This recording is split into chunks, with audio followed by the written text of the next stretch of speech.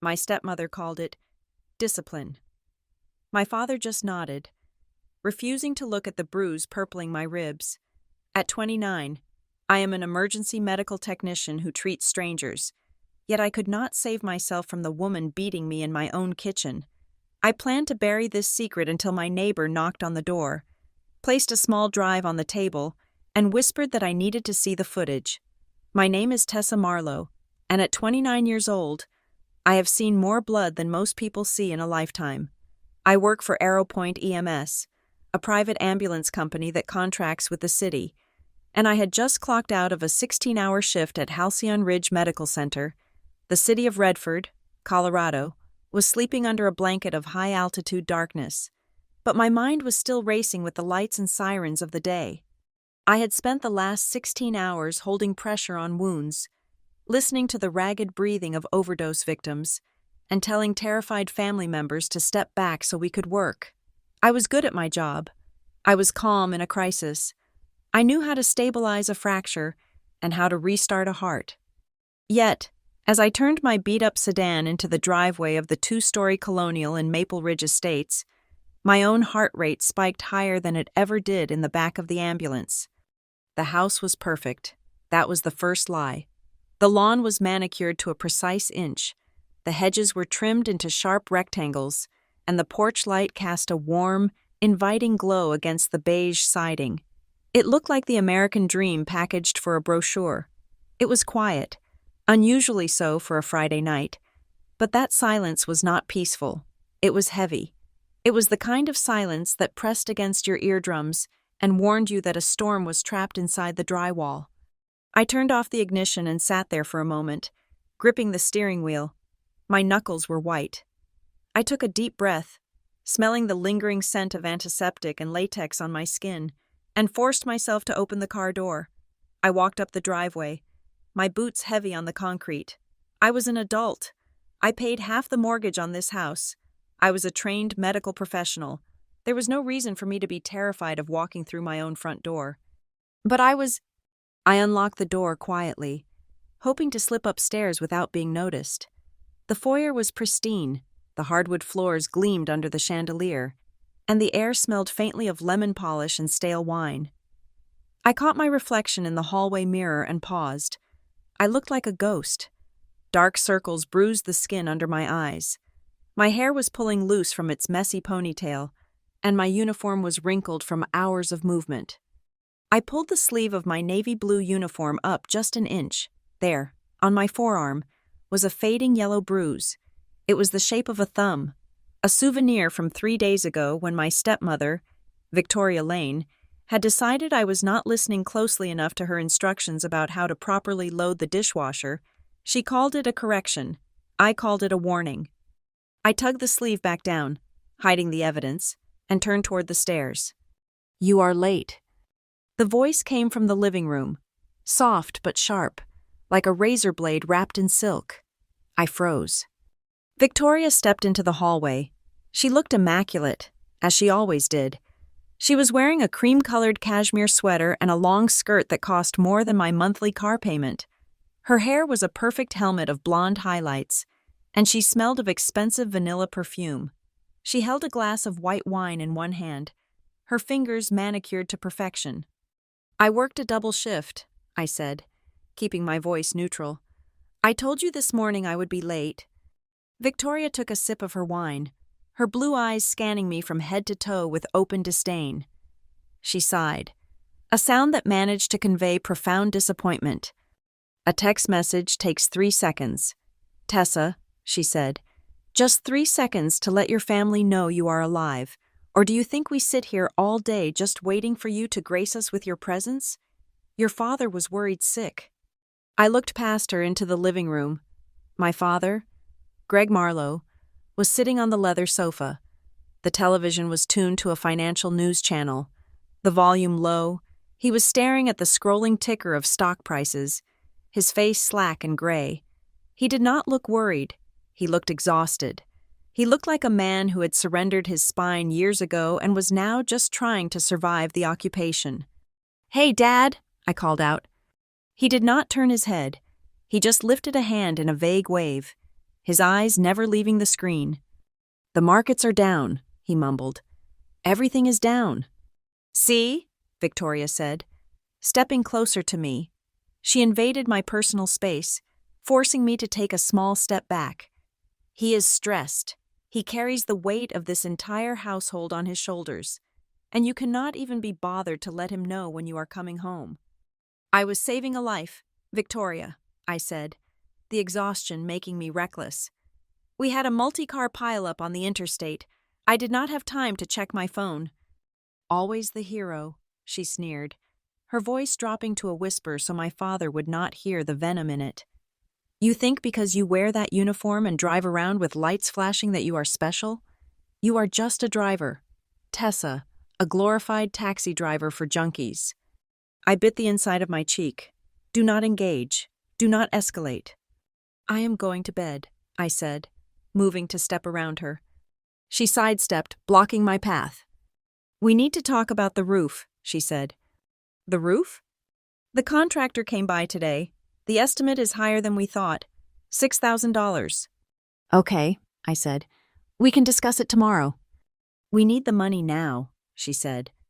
"Your father does not have the liquidity right now. His assets are tied up. You need to cover it." I stared at her. "I just paid the mortgage yesterday. $2,000. I paid the electric bill on Tuesday. That was another $300. I do not have $6,000 sitting in my checking account. Victoria." Her face hardened. The mask of the concerned stepmother slipped, revealing the cold calculation underneath. "You live here," she said. "You use the water. You use the heat. You sleep in the room that could be a guest office. You are 29 years old.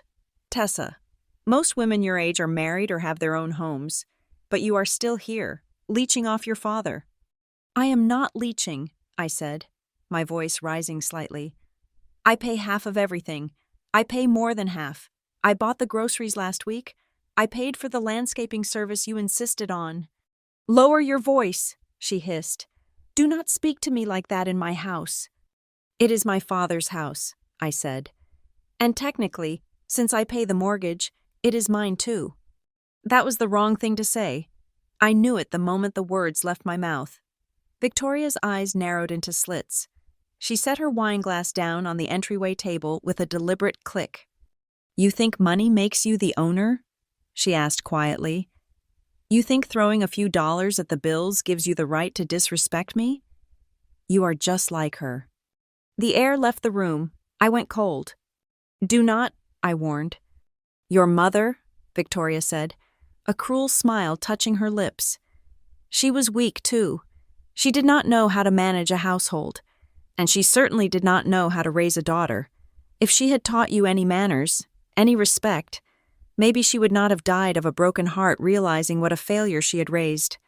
My mother had died of an autoimmune disease. Her body had attacked itself until it shut down. It had been slow, painful, and agonizing. Victoria knew that. She knew exactly which knife to twist. "Shut up," I said. My hands were shaking. "Do not talk about her." "Or what?" Victoria challenged. "You will hit me? Go ahead. Show your father exactly what kind of animal you are." "I am leaving," I said. I turned my back on her, reaching for the banister of the stairs. I felt her hand clamp around my upper arm. Her grip was shockingly strong. Her fingernails dug into my skin through the fabric of my uniform. "I am not finished speaking to you," she screamed. She yanked me backward. I was off balance, tired, and not expecting the violence. She spun me around and shoved me with both hands. I stumbled back.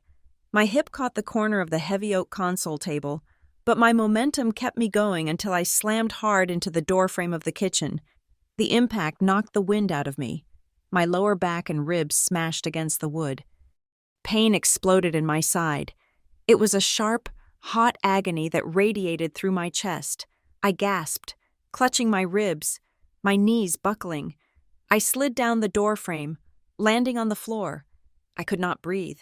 I gasped for air, but my lungs refused to expand. Victoria stood over me, her chest heaving. She did not look horrified. She looked exhilarated. "Greg," she shouted, turning toward the living room. "Greg, She is out of control. She tried to attack me. My father appeared in the doorway. He blinked, looking down at me.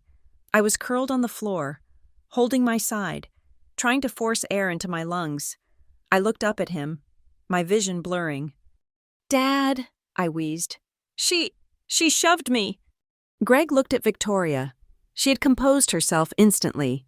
She stood with her hand on her chest, looking fragile and shaken. "I was just trying to talk to her about the bills. Greg," she said, her voice trembling perfectly. "She started screaming about how she owns the house. She came at me. I had to push her away." Greg looked back at me. He saw the way I was clutching my ribs. He saw the pain etched on my face. He had to know.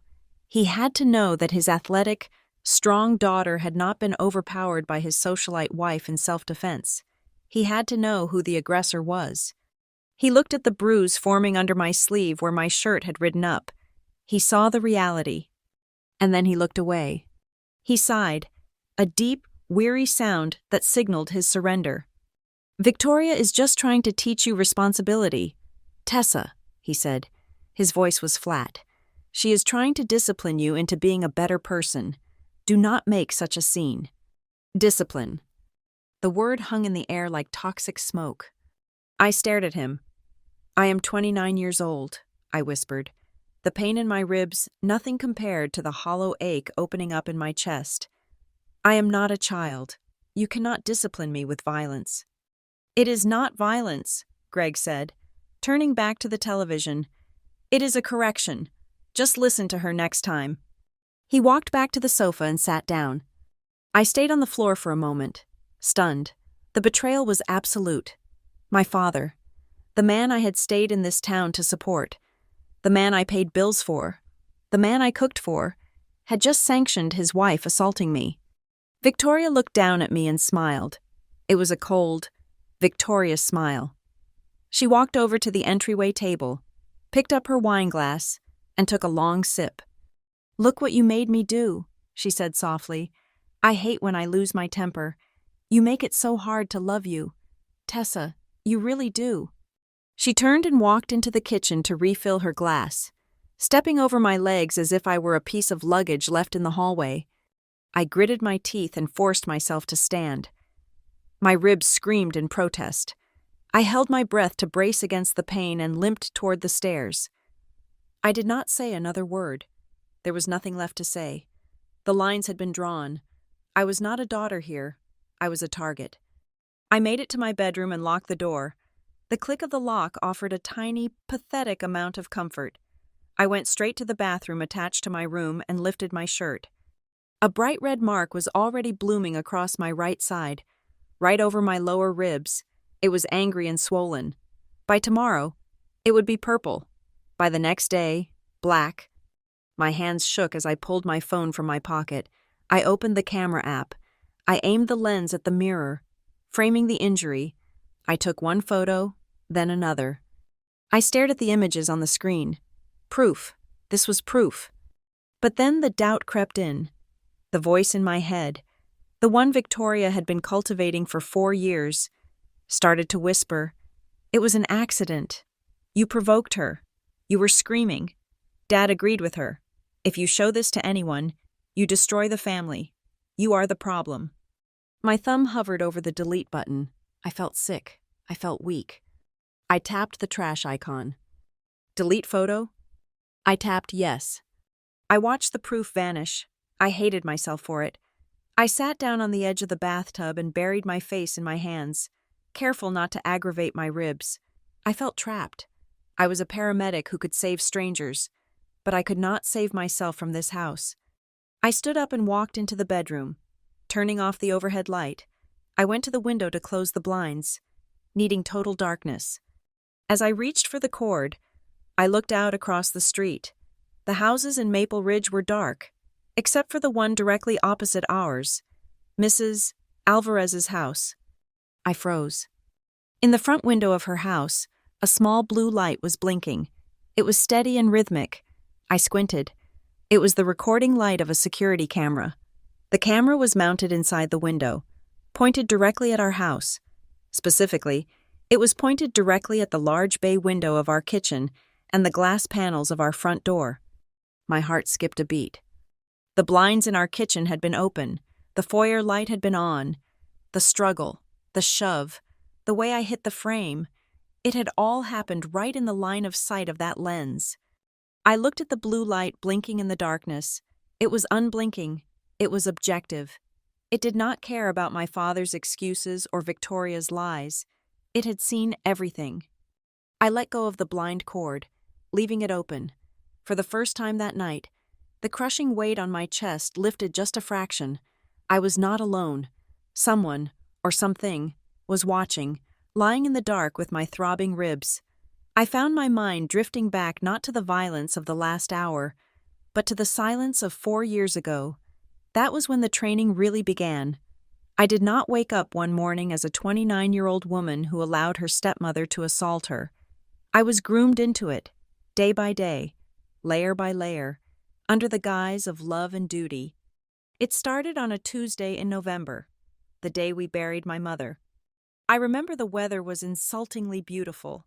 The sky was a crisp, cloudless blue that felt wrong for a day where my entire world had turned into ash.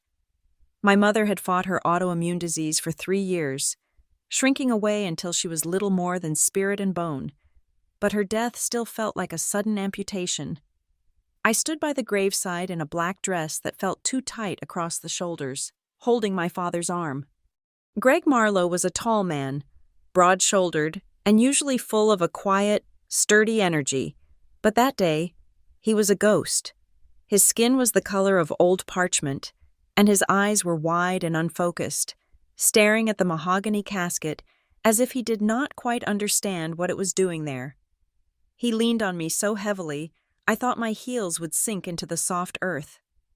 I was 25, fresh out of paramedic school, and I had a fellowship waiting for me in Seattle. It was a prestigious placement, the kind that sets up a career for life. But looking at my father, I knew I was not going anywhere. We went home to a house that suddenly felt too big. The silence was deafening. For the first 3 months, we existed rather than lived. We ate frozen dinners standing up in the kitchen because sitting at the dining table with that empty chair was unbearable. My father stopped shaving. He stopped going to the golf club. He sat in his armchair in the dark, rereading old anniversary cards. I called the program director in Seattle and declined the fellowship. I told myself it was temporary. I told myself I was the strong one. I told myself that saving my father was just another form of saving a life. Then came Victoria. She did not crash into our lives. She flowed in, like water finding a crack in a foundation. They met at a charity fundraiser for the hospital 6 months after Mom died. I had forced Dad to go, thinking he needed fresh air. He came back that night with a flyer in his pocket and a strange, dazed look in his eyes. 2 days later, the doorbell rang. Victoria stood on the porch, holding a glass dish covered in foil. She was radiant. She was in her late 40s but looked 10 years younger, dressed in a tailored blazer and jeans that managed to look elegant. She had a warm, sympathetic smile that did not quite reach her eyes, but I was too desperate for relief to notice. "I hope I'm not intruding," she said, her voice like honey. "I just baked an apple crumble, and I made far too much for just me. Greg mentioned how much he loved cinnamon. It was perfect. She was perfect." She started coming by once a week, then twice. At first, I was grateful. God, I was so grateful. I was drowning in grief and the pressure of working double shifts while trying to keep my father from sinking into depression. Victoria was a lifeline. She brought casseroles. She organized the chaotic pile of medical bills on the counter. She knew exactly what to say to make Dad laugh, a sound I had not heard in half a year. I remember the day I came home to find her in the living room, standing on a step stool, adjusting the curtains. These heavy drapes were just blocking out all the light. "Tessa," she said, smiling down at me. "Your father needs sunshine. I pinned them back. Do you mind?" "No," I said, dropping my keys. "It looks great. Thank you. Victoria." I did not notice until later that she had moved Mom's collection of porcelain birds from the windowsill to make room for the curtain tiebacks. They were in a box in the garage by the weekend. My father started coming back to life. He bought new shirts. He got a haircut. He started talking about Victoria's ideas and Victoria's taste. He told me over dinner, his eyes shining, that she had pulled him out of the darkness. She understands loss, Tessa, he said. She had a difficult divorce. She knows what it is like to have to rebuild. I wanted him to be happy. I wanted it so badly that I ignored the tiny red flags beginning to pop up like weeds. I even helped prepare a romantic dinner for them on their 6-month anniversary. I lit the candles. I set the table. I felt like a good daughter. I felt like I was fixing things. Victoria was a master at building the narrative of the sacrificing woman. She would sit with me on the patio while Dad was inside, swirling her Chardonnay, and tell me stories about her ex-husband. According to her, he was a monster who controlled her, belittled her, and left her with nothing.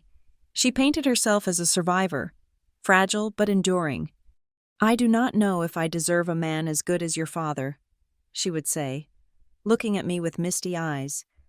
After everything I have been through, kindness feels suspicious, but Greg is a saint. Then she would turn that gaze on me.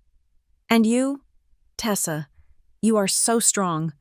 Most girls your age would have run off to Seattle and never looked back. It takes a special kind of heart to give up your dreams to take care of a parent. Not everyone has that kind of loyalty. It felt like a medal. She was validating my sacrifice. She was telling me I was good. But then came the corrections. They started small. So small you would sound crazy if you complained about them. "Oh, Tessa," she said one morning, standing in the doorway of my bedroom. "I noticed you just pulled the duvet up. You know, if you do hospital corners. The room looks so much bigger. Your mother was such a meticulous woman, wasn't she? I bet she kept this house spotless." The implication hit me in the chest. You are messy. You are failing her memory. "I will do it better next time," I mumbled. "And smile more, sweetheart," she added, reaching out to touch my cheek. Her hand was cool. "Your father worries when you look so sullen. We do not want to burden him, do not we?" We. The word was a trap. It implied we were a team, united in the goal of protecting Greg. But really, it meant I had to suppress my own grief and exhaustion to maintain the happy atmosphere she was curating. 8 months after they met, Victoria suggested she move in. We were sitting in the living room. Dad was holding her hand. "It just makes sense financially and logistically," Victoria said, looking at me, not Dad. She knew who she had to conquer. "I am spending all my time here anyway. I can take over the cooking and the cleaning fully. Tessa, you are working such long hours at the EMS station. You come home exhausted. Let me take care of the house so you can just focus on your career. You look so tired lately." It sounded like an act of mercy. She was offering to carry the load. Dad looked at me with hopeful, puppy dog eyes. "It would be nice, Tess," he said, "to have a full house again." "Okay," I said. "I think that sounds great." I did not know I was signing away my sanctuary. The shift happened almost immediately after the boxes were unpacked. The honeymoon phase of her moving in lasted exactly 2 weeks. Once her name was on the mailbox, though not yet on the deed, the dynamic pivoted. The language changed first. It was no longer, "we love you," or "thank you." It became, "this family relies on cooperation, and everyone has a role to play." I came home one evening 20 minutes late because of traffic. I walked into the kitchen, tired and hungry, to find Victoria scrubbing a pot with aggressive, violent motions. "Hi," I said. "Sorry I'm late. Traffic on the highway was a nightmare." Victoria slammed the pot into the sink. The sound rang through the quiet house like a gunshot. I flinched. She turned around. Her face was not the serene mask I was used to. It was twisted into a grimace of pure irritation. "Traffic," she repeated. "Do you have any idea what time it is, Tessa?" "It is 6:30, I said, confused. "I am 20 minutes late." "I made dinner for 6, she snapped. "The chicken is dry now. I spent 2 hours cooking a nice meal for this family. And you cannot be bothered to be on time? Victoria, it was 20 minutes, I said, trying to keep my voice calm. And I can just heat it up. It is not a big deal. It is a big deal to me, she shouted. The volume shocked me. She had never raised her voice before. It shows a complete lack of respect, she continued, stepping closer to me. I am not your maid. Tessa, I am not here to keep food warm until you decide to show up. You treat this house like a hotel, and me like the staff. I do not treat you like staff, I protested. I pay half the mortgage. I work a demanding job. Oh, here we go with the job, she scoffed. You think you are so important. You are just selfish. You have always been selfish. I see the way you look at me, judging me for trying to make this house a home. My father walked into the kitchen then, drawn by the noise. What is going on? He asked, looking between us. I opened my mouth to defend myself, to say she was being irrational, but Victoria beat me to it, and this was the masterstroke. She burst into tears. It was instant. Her face crumbled, real tears spilling down her cheeks. She collapsed onto a kitchen chair, burying her face in her hands. I just wanted it to be nice, she sobbed. I try so hard. Greg, I try so hard to fit in, to be a mother figure to her, but she looks at me with such hate. She comes home late and dismisses my efforts. I feel like an intruder in my own home. Dad's face hardened. He looked at me, and for the first time, I saw disappointment directed at me, not the situation. Tessa, he said, his voice stern, why are you upsetting her? I was just late, Dad, I said, feeling the ground shift under my feet. I did not mean to. It is not about the time, Victoria wailed. It is about the disrespect. My mother used to treat me like this. She used to make me feel invisible, like nothing I did mattered. I cannot go through that again. Greg, I cannot. She was weaponizing her trauma. She was overriding my reality with her emotional narrative. Dad went to her, wrapping his arms around her shoulders. He looked at me over her head. Apologize, Tessa, he said. But Look at her, he said. She is heartbroken. Just apologize. I stood there, my uniform heavy on my skin, hunger gnawing at my stomach. I looked at the woman crying into her hands, the woman who had just screamed at me with eyes full of cold rage only seconds before. I realized then that the truth did not matter. Peace mattered. Dad's happiness mattered. If I fought this, Dad would fall apart. He would think he had made a mistake, that his new life was failing. I could not let him sink back into that gray depression. So I swallowed my pride. I swallowed the truth. I am sorry, Victoria, I said quietly. I did not mean to make you feel unappreciated. I will be on time tomorrow. Victoria sniffled and looked up. Her eyes were red, but behind the tears, I saw a flicker of satisfaction. She had tested the fence, and she had found the weak spot. Thank you, Tessa, she whispered. I just want us to be a family. That is all I want. I know, I said. That was the moment I signed the contract. I taught her that she could hurt me, scream at me, and twist reality, and I would be the one to say sorry. I taught her that my father would choose her tears over my truth. Over the next 3 years, she tightened the screws. The criticism became constant. The financial demands increased. The physical space I was allowed to occupy in the house shrank. And I took it. I took it all because I convinced myself that this was the price of keeping my father alive. I was the good daughter, and good daughters did not break the peace. I just didn't know that being a good daughter would eventually mean having to learn how to take a punch without falling down. The wedding was a masterclass in optics. It was held in our backyard. A small, intimate affair that Victoria insisted was about family, but felt more like a photo shoot for a lifestyle magazine. I remember standing on the edge of the grass, wearing a dress Victoria had picked out, a pale beige thing that washed me out completely, holding a silver tray of crab cakes. The photographer was arranging the shot near the arbor. Dad looked handsome in his tuxedo, his face flushed with champagne and relief. Victoria looked regal in cream silk, her hand resting possessively on his lapel. "Closer, Greg," she murmured, tilting her head just so. "Perfect." "Tessa," the photographer called out. "Come on in. Let's get the daughter." I stepped forward to join them, setting the tray down on a side table.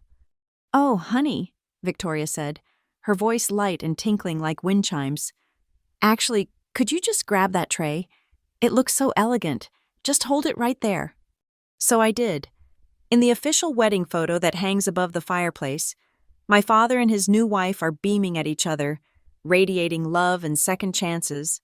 And there I am, slightly out of focus on the periphery, holding a tray of appetizers like a well-dressed member of the catering staff. It was the perfect metaphor for my new life. Once the ring was on her finger, the erasure of my mother began in earnest. It was not a sudden purge, which might have caused an argument. It was a slow, calculated renovation. It started with the furniture. My mother had a favorite armchair, a worn, velvet wingback where she used to read for hours. It was the only piece of furniture in the living room that still held the shape of her body. I came home from a 24-hour shift to find it gone. In its place stood a sharp, angular leather chair that looked like a piece of modern sculpture and felt about as comfortable as a park bench. "Where is the chair?" I asked, dropping my bag in the hallway. Victoria was fluffing a pillow on the new sofa. "Oh, that old thing? I had the movers put it in the garage. It was gathering so much dust, Tessa, and frankly, the velvet was breeding mites." "That was Mom's chair," I said, my voice thick with fatigue. I liked sitting there. Victoria stopped fluffing and turned to me with a look of pity. "Tessa, you have to learn to let go. Holding on to old, dirty furniture is not honoring her memory. It is just hoarding. The past needs to rest so the living can breathe." She replaced the paintings next. My mother had painted watercolors, soft, amateur landscapes of the Colorado mountains. They were not masterpieces, but they were hers. Victoria took them down one afternoon while I was at work and replaced them with large, aggressive abstract canvases painted by a friend of hers in Denver. They were splashes of red and black that looked like arterial spray. "It elevates the space, don't you think?" she asked Dad that night. "It looks very modern," Dad said, glancing at the spot where Mom's watercolor of aspen trees used to be. He looked a little sad for a second, but then Victoria poured him a glass of scotch and touched his arm, and the sadness evaporated. "It symbolizes a fresh start," she whispered. The kitchen became her stage. Victoria loved to host. She joined the Maple Ridge Women's Club and the Neighborhood Watch, and suddenly our house was the rotating venue for brunches, luncheons, and dinner parties. She was known as a fantastic hostess. The neighbors marveled at her coq au vin and her homemade phyllo dough. They did not see the prep work. Victoria would spend the day of a party getting her hair done or shopping for table runners. I would come home from work to find a list on the counter. Chop 3 pounds of onions, peel 10 pounds of potatoes, polish the silver, iron the napkins. If I complained, she would sigh. "I am doing this for your father's social standing. Tessa, the least you can do is help chop a few vegetables. You live here, after all." That was the refrain. "You live here." It was the weapon she used to enforce the financial hierarchy. We had a system that looked fair on paper but was predatory in practice. I paid 50% of the mortgage. I paid half the utilities. I covered the internet bill entirely. But the deed remained solely in Greg Marlowe's name, and Victoria, as his lawful wife, had taken over the management of their joint accounts. I was paying to live in a house where I had zero equity and zero say. "It is just simpler this way," Dad told me when I asked why I was writing checks to Victoria instead of the bank directly. "She is so good with numbers. Tess, she tracks everything in a spreadsheet." She tracked me, too. Victoria had an uncanny ability to memorize my work schedule. She knew exactly when I was coming off a brutal rotation. If I worked Friday night into Saturday morning, there would inevitably be a family barbecue scheduled for Saturday at noon. "You have to be there," she would say, standing in my bedroom doorway while I tried to sleep. "The Hendersons are coming, and they haven't seen you in months. They will think it is rude if you hide in your room." I have been awake for 20 hours, I would groan, burying my face in the pillow. I just need 4 hours of sleep. You can sleep when you are dead, she would say cheerily, ripping the curtains open. Family comes first. Don't be selfish. If I refused, if I actually locked the door and slept, I would pay for it later. She would wait until Dad was home, sitting with his evening scotch, and then she would launch her attack. I was so embarrassed today. Greg, she would say softly. Everyone asked where Tessa was. I had to lie and say she was called into work. I could not tell them she was just upstairs refusing to come down. It makes us look so disjointed. Tessa, Dad would say, looking over his newspaper, you really should make an effort. Victoria works hard to put these things together. You treat this place like a hotel. I pay rent like it is a hotel, I snapped once.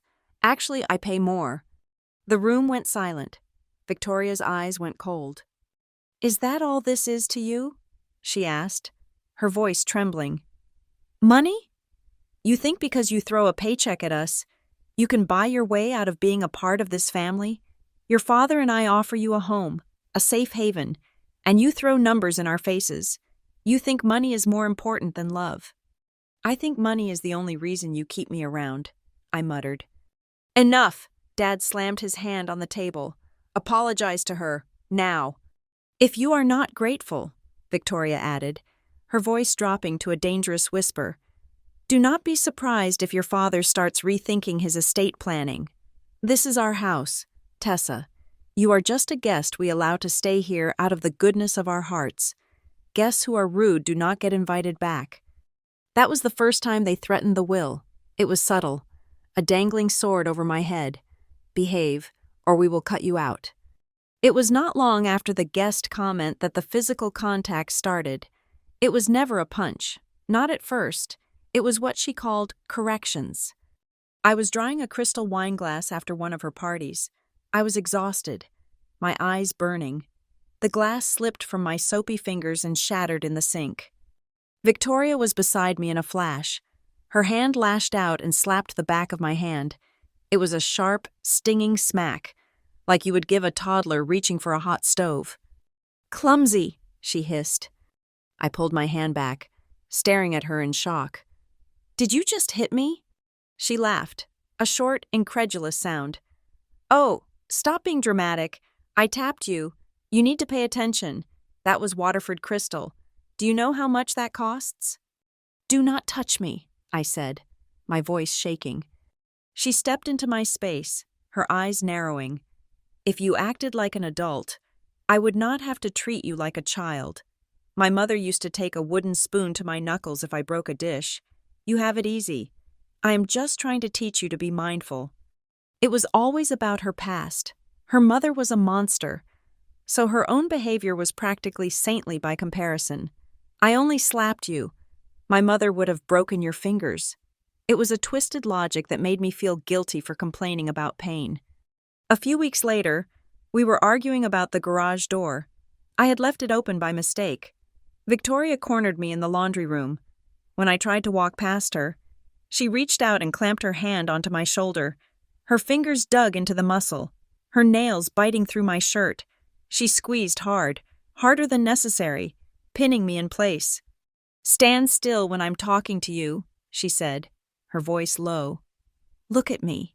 You are so flighty. You need to be grounded. You are hurting me, I said, trying to shrug her off. She squeezed harder for a second, a flash of pure dominance in her eyes. Before letting go, she smoothed my shirt as if she were fixing a wrinkle. I am helping you focus, she said. You are hysterical. Someone has to keep you in line. I went to Dad. I told him about the slap. I told him about the way she dug her nails into my shoulder. He looked tired. He rubbed his temples as if my pain was a headache he wanted to medicate away. Tessa, you can be very difficult, he said. Victoria is she is old-fashioned. She believes in discipline. She is trying to help you grow up. You cannot live here without following the rules of the house. She is trying to give you a family structure. Do not ruin it. She hit me, Dad. She tapped you, he corrected. Don't exaggerate. Don't be that girl who cries wolf. Just get along with her. For me.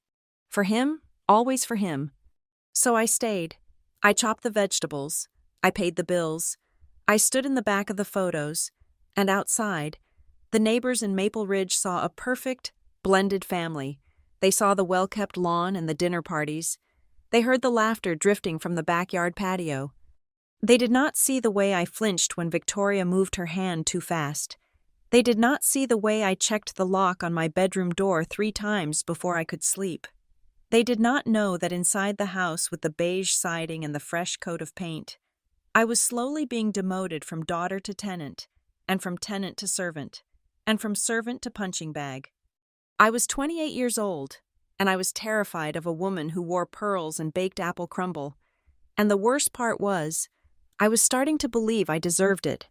The shift that changed everything started with a call that felt like a premonition.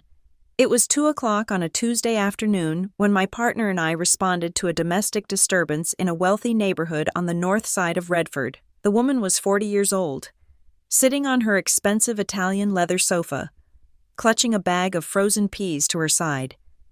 Her husband stood in the corner, talking to the police officers, his hands raised in a gesture of helpless innocence. He told them she had fallen down the stairs. She told me, in a whisper while I checked her vitals, that he had kicked her because she bought the wrong brand of coffee. I felt her ribs shift under my fingers, 2 fractures. I told her she needed to document this. I told her she needed to leave. She looked at me with dead, hollow eyes and told me it was complicated. I drove her to the hospital, filed my report, and spent the rest of the day scrubbing the dried blood from the back of the rig, trying to wash away the feeling that I was looking into a mirror. I got home around 5 o'clock. My uniform was stained with a mixture of sweat, road grime, and a few specks of blood on the hem of my pant leg that I had missed. I was exhausted, my mind a blur of sirens and radio chatter. All I wanted was a shower and 4 hours of sleep before my next shift. But as I unlocked the front door, I walked straight into a wall of perfume and polite chatter. Victoria was holding court. The living room was packed with about 10 women, all sitting on the edge of the furniture, balancing delicate china teacups on their knees. It was the Maple Ridge Homeowners Association board meeting. Victoria, naturally, was running for president. She stood by the fireplace, dressed in a crisp linen suit, looking like the picture of suburban grace. When the door opened and I stumbled in, the conversation died instantly. 10 pairs of eyes turned to look at me. I must have looked like a creature from another planet. My hair was a mess. My eyes were red-rimmed, and the dark blue of my uniform stood out violently against the beige and cream tones of the room. Victoria did not miss a beat. Her smile did not falter, but her eyes turned into shards of ice. "And this is Tessa," she announced, her voice bright and performative. "My stepdaughter. She is an EMT, as you can see. She is very spirited. She is always rushing off to save the world, so she rarely has time to help out around the house or join us for family time, but we are proud of her independence." The women murmured polite greetings. I felt the heat rise in my cheeks. The way she said independence made it sound like a character flaw, like a disease I refused to treat. "Hi," I muttered, keeping my head down. "Sorry to interrupt." "Do not worry, dear," Mrs. Gable, the current treasurer, said, wrinkling her nose slightly as I passed. "It must be such dirty work." "It pays the mortgage," I said before I could stop myself. Victoria's smile tightened at the edges. "Go get cleaned up, Tessa. We were just discussing the new regulations for trash cans." I fled up the stairs, feeling the weight of their judgment on my back. I took a shower, scrubbing my skin until it was raw, trying to get the smell of the day off me. But the real ambush was waiting downstairs. An hour later, the cars pulled away. I heard the front door close and the lock click. I went downstairs to get a glass of water, thinking the coast was clear. Victoria was waiting for me in the kitchen. She was loading the dishwasher, her movements sharp and jerky. "You did that on purpose," she said, not turning around. "Did what?" I asked, opening the fridge. She spun around, Her face twisted in a snarl that would have terrified the ladies of the HOA. "You walked in there looking like a vagrant. You smelled like a hospital. You embarrassed me in front of the entire board. I am trying to secure the presidency. Tessa, appearance is everything, and you waltz in there with blood on your pants like you wanted to shame me." "I live here, Victoria," I said, slamming the fridge door a little harder than necessary. "I just finished a 16-hour shift. I saved a kid who overdosed and transported a woman with broken ribs. I am sorry if my reality clashes with your tea party." "Do not take that tone with me." She stepped closer, pointing a wet finger in my face. "You could have used the back door. You could have waited in the car. But no, you always have to make it about you. You have to be the martyr." "I am not a martyr," I said, my patience snapping. "I am a paramedic, and I am not your catering staff. I do not have to hide in the shadows of my own house just because you are playing queen of the neighborhood." The reaction was instantaneous. She lunged. It was not a slap this time. She slammed her hands into my shoulders and shoved me backward with all her strength. I was caught off guard. My boots slipped on the polished hardwood. I stumbled back, flailing for balance, and my lower back collided hard with the edge of the granite island. The pain was blinding. It shot through my spine and radiated into my hips. I gasped, the air leaving my lungs in a rush. I doubled over, gripping the countertop to keep from falling. "You listen to me," Victoria hissed, her face inches from mine. "You do not disrespect me, not in this house." I looked up at her, shock warring with the pain. This was new. The slaps had been demeaning, but this was violent. This was an attack. "You just shoved me," I wheezed. Suddenly, Victoria's eyes darted to the kitchen window. It was dusk, but the blinds were open. Anyone walking by could see in. She immediately grabbed my upper arms. Her grip was tight, painful, but her body language shifted entirely. She pulled me into a rigid, suffocating hug. To anyone looking in from the street, it would look like a mother embracing a distraught daughter. "Calm down, Tessa," she whispered into my ear, her voice shaking with rage while her body feigned affection. "You are hysterical. You are tired. You are making things up." She released me and stepped back, smoothing her linen jacket. "I think you should go to bed," she said calmly. "You are clearly not yourself." I stood there, trembling. My back throbbed with a dull, sickening ache. I looked at the phone sitting on the counter. The 3 numbers flashed in my mind. 911. I reached for it. My hand hovered over the screen. I knew the officers who patrolled this sector. I knew the dispatchers. If I made that call, a cruiser would be in my driveway in 4 minutes. They would come in. They would see the red marks on my arms. They would take a statement. But then I thought about the log. Every call was logged. Domestic disturbance at Marlowe residence. It would be in the system. My supervisor at Arrowpoint would see it. The rumors would start. Tessa is unstable. Tessa has drama at home. Can we trust her on a scene if she cannot handle her own house? I was a first responder. I was supposed to be the one who fixed the crisis, not the one who caused it. The shame was a cold, heavy stone in my stomach. I lowered my hand. I did not make the call. 2 hours later, Greg came home. I was in my room, icing my back. But I heard the murmurs from downstairs. I went down, foolishly thinking that maybe, just maybe, if I showed him the bruise that was already forming, he would finally see. I found them in the living room. Victoria was curled up on the sofa, holding a tissue, her eyes red and puffy. Dad was rubbing her back, his face set in grim lines. "There she is," Victoria sniffled as I walked in. "The girl who almost threw a plate at my head." I froze on the bottom step. "What?" Dad stood up. He looked exhausted, as usual, but there was anger in his eyes this time. "Victoria told me what happened," he said. "She said you came home in a rage. She said you started screaming about the HOA meeting and picked up a dinner plate to throw at her. She had to push you away to protect herself." "That is a lie," I said, my voice shaking. "That is a complete lie. I walked in. She screamed at me for being dirty, and she shoved me into the island. Look at my back. Dad. I have a bruise." "I had to defend myself," Victoria wailed, burying her face in the cushion. "She was out of control, Greg. She looked like she wanted to kill me." Dad looked at me. He did not look at my back. He did not ask to see the injury. He just looked at my face, and he decided that the crying woman on the sofa was the victim and the daughter standing tall and angry was the aggressor. "Tessa," he said, his voice heavy with disappointment, "why are you so angry all the time? Why can you not just let us be happy?" "I am not the one lying," I said. "She hurt me." "She was protecting herself," Dad said. "If you were threatening her, she had every right to push you back. I expected better from you. You are a professional. Act like one." He turned his back on me and sat down next to Victoria, wrapping his arm around her. I walked back upstairs. I went into the bathroom and locked the door. I lifted my shirt. A dark purple line was rising across my lower back, right where the granite edge had caught me.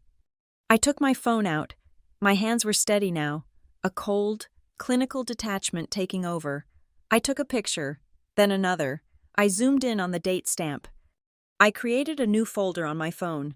I named it Receipts. I moved the photos into it. Then I went into the settings and hid the folder. It was a small act. It did not stop the pain, and it did not fix my father.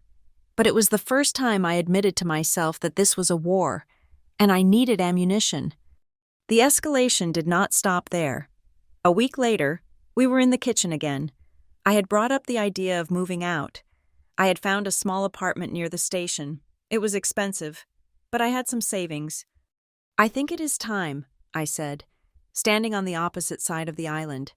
"I am 29. I need my own space." Victoria was washing wine glasses.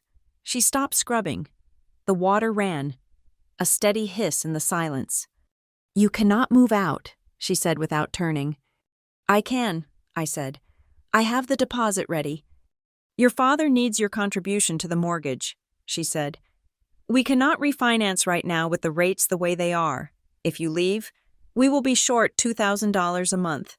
Do you want your father to lose this house? Do you want to stress him into a heart attack?" "I am not responsible for his mortgage," I said, though the guilt immediately spiked. "You guys can downsize." "We will not downsize." She spun around, her face contorted. In her hand, she still held a heavy crystal tumbler. She slammed the glass down into the sink. It shattered with a violent crack. But she did not just slam it. She slammed it at an angle. A large, jagged shard of glass flew up and across the island. It struck my forearm, slicing a clean line through the skin. Blood welled up instantly, bright red and fast. I gasped, grabbing my arm. "You cut me." Victoria looked at the blood. For a second, she looked surprised. Then, the mask slid back into place. "It was an accident," she said quickly. "I slipped. My hands were soapy. Why were you standing so close? You know I get clumsy when I'm upset.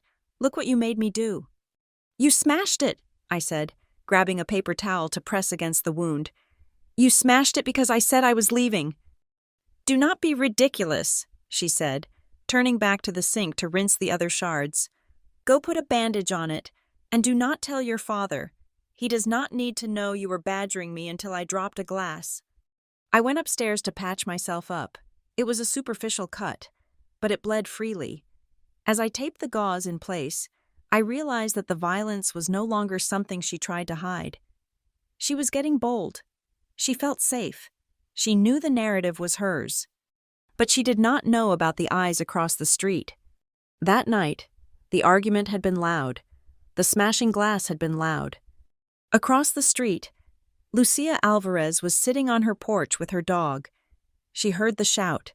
She heard the distinct sound of shattering glass. She heard Victoria scream, "Look what you made me do!" Mrs. Alvarez stood up and walked to the edge of her lawn. She looked at our house. The kitchen light was on. She saw me walk past the window, holding a towel to my bleeding arm. She saw Victoria standing at the sink, pouring herself another drink, completely unbothered. The next morning, when I walked to my car, I saw the neighbor 2 doors down, Mr. Henderson. He was retrieving his mail. He looked at me, saw the bandage on my arm, and quickly looked away. They knew, or at least, they suspected. The walls of suburban houses are not as thick as we think. They heard the thuds. They heard the raised voices. They saw the police cars that never came. But they did what everyone does. They respected the privacy of the family unit. They told themselves it was just a heated argument. They told themselves that Greg Marlowe was a nice guy. So surely nothing bad was happening. I sat in my car, gripping the steering wheel. I thought about the woman with the broken ribs from last Tuesday. I had told her, with such conviction, "You have to document everything. You have to tell someone. You cannot protect him." I looked at the bandage on my arm. I looked at the hidden folder on my phone. I was a hypocrite. I was saving strangers and letting myself bleed out. The engine roared to life. I backed out of the driveway, catching a glimpse of Mrs. Alvarez standing in her window. She was not looking away. She was watching. And for the first time, I wondered if her gaze was not out of curiosity, but out of witness. I drove to work, the pain in my back a constant throb, the sting in my arm a sharp reminder. The time for silence was ending. If Victoria wanted a war, she was going to get one, but I was done fighting with words. I needed something stronger. I needed the truth, cold and hard, just like the glass she had shattered. To understand how I finally escaped, you have to look away from my kitchen window and look across the street, to the small brick bungalow with the perfectly trimmed juniper bushes. While I was drowning in my father's house, a lifeline was being woven for me 40 feet away, behind the drawn curtains of Lucia Alvarez's living room. I did not know it then. I thought Mrs. Alvarez was just the quiet widow who walked her golden retriever, Barnaby, at 6 a.m. and waved politely when she picked up her mail. I knew she used to be a librarian at the city public library before she retired. I knew she lived alone. What I did not know was that Lucia Alvarez was a veteran of the same war I was currently fighting. Lucia had moved into Maple Ridge 5 years ago, seeking quiet. She had installed a high-end security system, a Ring doorbell and 2 motion-activated cameras on her porch and garage, after a string of package thefts in the neighborhood. At first, she only checked the feed to see if the UPS driver had dropped off her vitamins. But Lucia had a history. 20 years ago, she had walked out of a marriage that had left her with a broken collarbone and a spirit that took a decade to glue back together. She did not have children, so she had absorbed all that violence herself.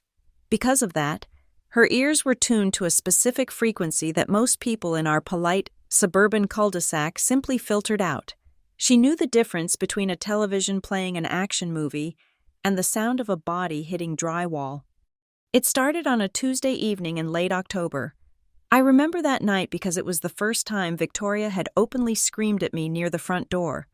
Lucia was sitting in her front room, reading a mystery novel, when the sound cut through her double-paned windows. "This is my house, and I have the right to teach you." It was Victoria's voice, high, shrill, and vibrating with a rage that did not match her public persona. Then came the thud. It was a dull, heavy sound, the sound of a shoulder blade meeting the plaster of the entryway wall. Across the street, Lucia lowered her book. Her heart hammered a rhythm she had not felt in years. She did not go to the window immediately. She reached for her phone. She opened the security app. The feed from her front porch camera was wide-angle and high definition. It captured her lawn, the street, and the front of our house perfectly. Because it was evening, our foyer light was on, casting a stage-lit glow through the glass panels of our front door. Lucia zoomed in. The resolution was grainy when magnified, but the silhouettes were unmistakable. She saw Victoria, she saw me, and she saw the motion. It was not a mother guiding a child. It was a woman seizing another woman by the upper arm and jerking her violently, shaking her the way a dog shakes a rat. Lucia watched as I stumbled, my head snapping back. She sat there in the dark, her thumb hovering over the screen. The old instinct to look away, to mind her own business, flared up. That was the rule of the suburbs. What happens behind closed doors stays there. But then she remembered the night her own neighbors had turned up their stereo to drown out her screaming. Lucia pressed the record button. She saved the clip, then she renamed the file. She did not call it Neighbors, she dated it. October 24th, physical aggression. That was the beginning of her vigil. Over the next few weeks, Lucia transformed from a passive observer into a witness. She was methodical, a trait left over from her decades organizing the Dewey Decimal System. She created a folder on her laptop protected by a password. She named it Marlowe. She began to watch for me. She noticed things that others missed. She noticed that I wore long sleeves even on unseasonably warm days. She noticed the way I flinched when a car door slammed too loudly. She tried to intervene in the only socially acceptable way she knew. She started baking. I remember opening the door one Sunday afternoon to find her standing there, holding a foil-covered dish. "Hello, Tessa," she said. Her voice was warm, grounded. "I made too much zucchini bread. I thought your family might like some." "Oh," I said, surprised. I was blocking the doorway with my body, terrified that Victoria would come up behind me and find a reason to be angry. "That is really nice of you, Mrs. Alvarez. Thank you." She did not hand me the bread immediately. She looked at me. Her eyes were dark and searching. They lingered on my face, scanning for bruises, before dropping to my hands. "How are you doing, dear?" she asked. "You look tired." "I am fine," I said automatically. The script was burned into my brain. "Just working a lot. Shifts are crazy." "I see the ambulance come and go at odd hours," she said. "It must be hard, saving everyone else and then coming home to do chores."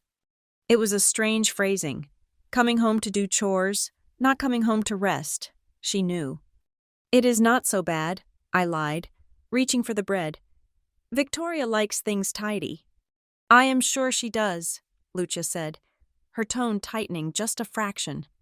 "Listen, Tessa, I am home most days. If you ever need coffee or just a quiet place to sit, my door is unlocked." "Thank you," I said, taking the bread. "I have to go. Victoria is waiting for this." I closed the door.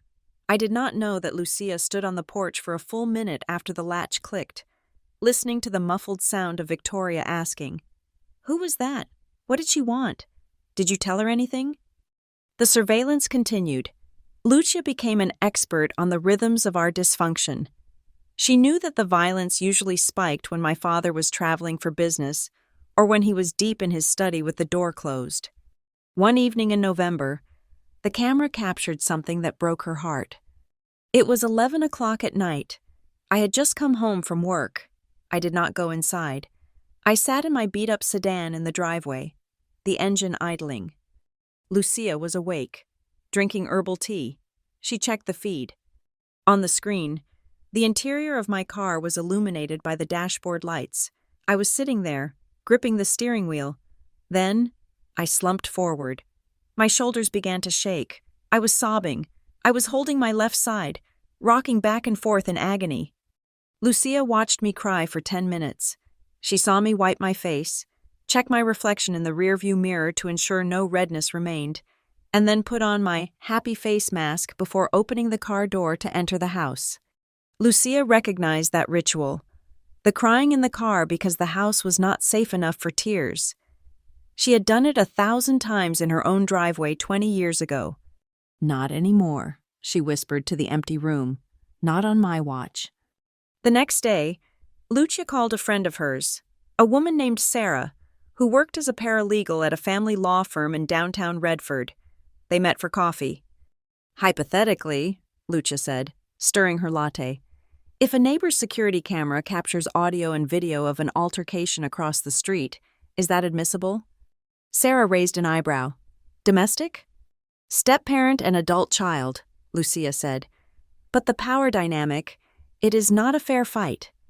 Colorado is a one-party consent state for recording conversations you are part of," Sarah said. "But security cameras recording public spaces or spaces visible from the street? That is generally legal. There is no expectation of privacy on your front lawn or through an open window visible to the public. If the audio is loud enough to be picked up across the street, they are practically broadcasting it. "So I can keep them?" Lucia asked. "You should keep them," Sarah said. "And you should back them up. If things go south, those clips might be the only thing that contradicts the he said, she said narrative." Lucia went home and bought a high-capacity external hard drive. She transferred everything. She organized the files by date and incident type, verbal abuse, physical intimidation, gaslighting. Meanwhile, Victoria had no idea she was living in a glass house. She was so arrogant, so convinced of her own untouchability, that she did not bother to lower her voice or close the blinds. She would stand in the driveway, chatting with the other HOA members, painting me as the problem child. Lucia heard it all. One Saturday, she was pruning her roses near the sidewalk. Victoria was holding court with Mrs. Gable and another neighbor, just 10 feet away. "It is just so hard," Victoria was saying, sighing dramatically. "Tessa is so damaged. I try to guide her, you know? I try to set boundaries, but she just pushes back. Sometimes I think she wants to make me the villain." "Mrs. Gable nodded sympathetically. "You are a saint for dealing with it. Victoria, stepchildren can be so difficult." Lucia snipped a rose stem with a violent snap. She wanted to turn around and scream. She wanted to say, "I saw you shove her into the doorframe last week. I saw you throw a garden rake at her feet." But she stayed silent. She knew that blowing her cover now would only make Victoria more careful. It would drive the abuse deeper into the shadows where the camera could not see. So Lucia played the part of the deaf old lady. She snipped her roses and let Victoria dig her own grave. The turning point for Lucia came in early December. It was a cold morning, the frost thick on the windshields. She saw me leave for work at 6 in the morning. I was walking down the driveway, but I was not walking normally. I was limping. I was favoring my right leg, dragging it slightly, wincing with every step I took toward my car. Lucia frowned. She went back inside and opened her laptop. She scrolled back to the footage from the night before. There it was, 7:30 in the evening. The audio was faint, but the visual was clear. I was taking the trash cans out. Victoria had followed me onto the porch. She was pointing a finger at me, screaming. Then, as I turned to walk down the steps, she extended her foot. It happened fast, but the camera caught it frame by frame. She tripped me. I sprawled onto the concrete steps, landing hard on my knee and hip. Victoria did not help me up. She stood at the top of the stairs, looking down like a queen surveying a peasant. The audio picked up her voice, thin and metallic through the distance. "Clumsy girl. Maybe if you looked where you were going instead of looking for pity, you would not fall." She turned and went back inside, slamming the door. Lucia watched the video 3 times. She watched me struggle to stand up, dusting off my jeans, checking my palms for scrapes. She watched me limp to the trash cans to finish the chore before I allowed myself to inspect the injury. Lucia felt a cold rage settle in her stomach. That was not discipline. That was cruelty. That was hunting. A few days later, the camera caught the final piece of the puzzle. It was a Sunday. Victoria was in the backyard, but she was near the side gate, which was within the camera's field of view and microphone range. I was raking leaves. Victoria was sitting on a lawn chair, drinking wine, supervising me. "You missed a spot?" she called out. I kept raking, my head down. "You know," Victoria said, her voice carrying clearly across the quiet street. "You really are pathetic. You are 29 years old, living in your daddy's house, scrubbing floors. You are a parasite. Tessa, a parasite that feeds off your father's guilt."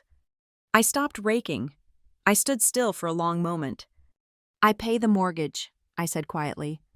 "You pay for the privilege of breathing my air," Victoria snapped. "And do not forget it." Lucia sat at her kitchen table, listening to the live feed. She typed the date into her spreadsheet. Beside the entry for December 12th, she typed, "Called Subject a Parasite. Established Financial Control Narrative." She closed the laptop. She had enough. She had gigabytes of screams, shoves, and insults. She had the timeline. She had the pattern. She looked out the window at my house. I was still raking, a solitary figure in the gray afternoon. "Hang on, Tessa," Lucia whispered. "Just hang on a little longer." She picked up her phone and texted Sarah, the paralegal. "I have the evidence. What is the next step for a protective order?" While I was inside, counting the minutes until I could escape to my shift, convinced I was entirely alone in the world, Lucia Alvarez was building a fortress of proof around me. She was the silent witness who refused to look away, and soon, she would be the one to hand me the key to my cage. The awakening did not happen in a burst of dramatic music or a sudden flash of light. It happened in a windowless conference room at the Aeropoint EMS headquarters on a Tuesday morning, under the hum of fluorescent lights. We were there for a mandatory continuing education seminar. The topic was recognizing non-physical signs of domestic abuse. I had almost skipped it. I was tired. My back was still aching from where Victoria had shoved me into the granite island, and I thought I knew everything there was to know about abuse. I saw it every week in the back of my ambulance. I saw the broken noses, the black eyes, the split lips. I thought I was an expert on what a victim looked like. Then the instructor, a no-nonsense doctor named Dr. Evans, clicked to the next slide on her PowerPoint presentation. The heading read, "The Architecture of Control." She started listing bullet points. Gaslighting, denying the victim's reality or memory of events. Financial abuse, controlling access to money, even if the victim earns their own income. Minimizing, referring to violence as discipline. Teaching, or correction, to infantilize the victim. Isolation, creating friction between the victim and their support systems to keep them dependent. I sat there, clutching my lukewarm coffee, and felt the blood drain from my face. It was not a list of symptoms. It was a description of my Tuesday nights. "Discipline," Dr. Evans said, pacing the front of the room. Abusers often use this word when their victim is an adult, particularly in family dynamics. It frames the violence as a necessary educational tool. It makes the abuser the teacher and the victim the unruly student. It is a way to strip away adulthood and autonomy. My hands started to shake. I had to set the coffee down. "She is just trying to discipline you." That is what my father had said, over and over again, like a prayer. I looked around the room. My colleagues were taking notes, looking bored or thoughtful. Nobody was looking at me. Nobody knew that the woman sitting in the third row, the competent paramedic who could intubate a patient in a moving vehicle, was currently realizing that her entire life was a crime scene. I left the seminar early. I told my supervisor I had a migraine, which was not entirely a lie. My head was pounding with the pressure of the truth. I drove halfway home and then pulled over into the parking lot of a deserted strip mall. I turned off the engine. My hands were gripping the steering wheel so hard my knuckles were white. I took my phone out of my pocket. My thumb hovered over the screen. For 4 years, I had treated the photos in my phone like shameful secrets. I had looked at them and felt only embarrassment. I felt like a failure for letting it happen. I navigated to the hidden folder, Receipts. I opened the first photo, the bruise on my arm from the dishwasher incident. I swiped, the purple mark on my ribs from the shove. I swiped, the cut on my forearm from the accidental glass shattering. I forced myself to look at them not as my failures, but as data. Dr. Evans had said something else that stuck with me. Documentation is the difference between a story and a case. These were not just injuries, they were evidence. I took a deep breath, staring at the empty parking lot. I was done being the unruly student. If Victoria wanted to treat our home like a correctional facility, I was going to start acting like an undercover investigator. The next day, I cornered Noah in the break room. Noah was one of the few people I trusted at work. He was a senior paramedic, a large man with a gentle voice and eyes that had seen too much. I knew his story. His sister had escaped a violent marriage 3 years ago, and Noah had been the one to help her pack the truck. "I need to ask you something," I said, keeping my voice low. "And I need you not to ask me why I am asking." Noah put down his sandwich. He looked at me, really looked at me, and nodded. Okay, shoot. If someone was, let's say, dealing with a family member who was aggressive, physically aggressive, and they wanted to stop it legally, who would they talk to? Noah did not blink. He did not ask if it was me. He did not look at the bruise I had covered with makeup on my arm. He just pulled a pen from his pocket and wrote a name and number on a napkin. Marianne Cole, he said, sliding the napkin across the table. She is a family law attorney downtown. She helped my sister. She is not fancy, and she is not expensive, but she is a pit bull. She eats bullies for breakfast. He paused, looking at my hands. And Tessa, if you ever need a place to crash, or a truck, or just someone to stand next to you while you make a call, I am here. I squeezed the napkin in my hand. Thanks, Noah. I called Marianne Cole that afternoon. Her office was nothing like the slick corporate firms Victoria liked to threaten me with. It was located above a bakery in a brick building that had seen better days. The waiting room smelled faintly of yeast and old paper. Marianne herself was a small woman in her 60s with messy gray hair and glasses perched on the end of her nose. Her office was a disaster zone of files and books. But when I sat down and started talking, her focus was absolute. I showed her the photos. I showed her the journal entries I had started keeping on my phone. Just dates and brief descriptions. November 12th, shoved into counter, bruise on lower back. Dad witnessed, did nothing.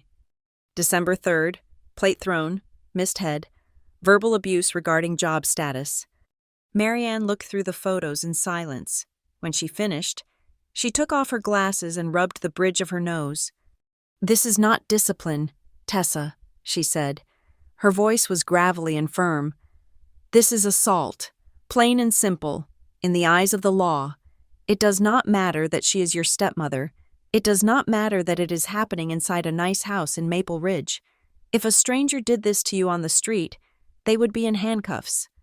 My father says she is just trying to help me, I said, the old excuse falling out of my mouth automatically. Your father is an enabler, Marianne said bluntly, and he is potentially liable as an accessory if he is witnessing these assaults and doing nothing, or worse, covering them up. But we can get to him later. Right now, we need to talk about protection. You have grounds for a restraining order. You have grounds to press charges. I can't press charges yet, I said. If I do that, I lose everything. The house, my connection to my dad. I need to be ready to leave before I pull that trigger. Okay, Marianne said. Then let's talk about the house. You said you pay half the mortgage? Yes. And your mother passed away 4 years ago? Yes. Marianne leaned forward, tapping a pen on her desk. Did your mother have a will? I think so, I said. But Dad said everything went to him. Standard spousal survivalship, right? Usually, Marianne said, but not always. Especially if there were assets she brought into the marriage, or if she had life insurance policies. Do you know if she set up a trust? A lot of parents do that to protect their children in case they remarry. I frowned. A memory flickered in the back of my mind. I was 20 years old, home from college for the summer. Mom was sick, but not bedridden yet. She had been sitting at the dining room table with a stack of papers. She had smiled at me and said, I am just making sure you are taken care of, baby, no matter what happens. I think she might have, I said slowly, but I never saw the paperwork. Dad handled everything after the funeral. I was a mess. I just signed whatever he put in front of me. Marianne's eyes narrowed. I want you to find that paperwork.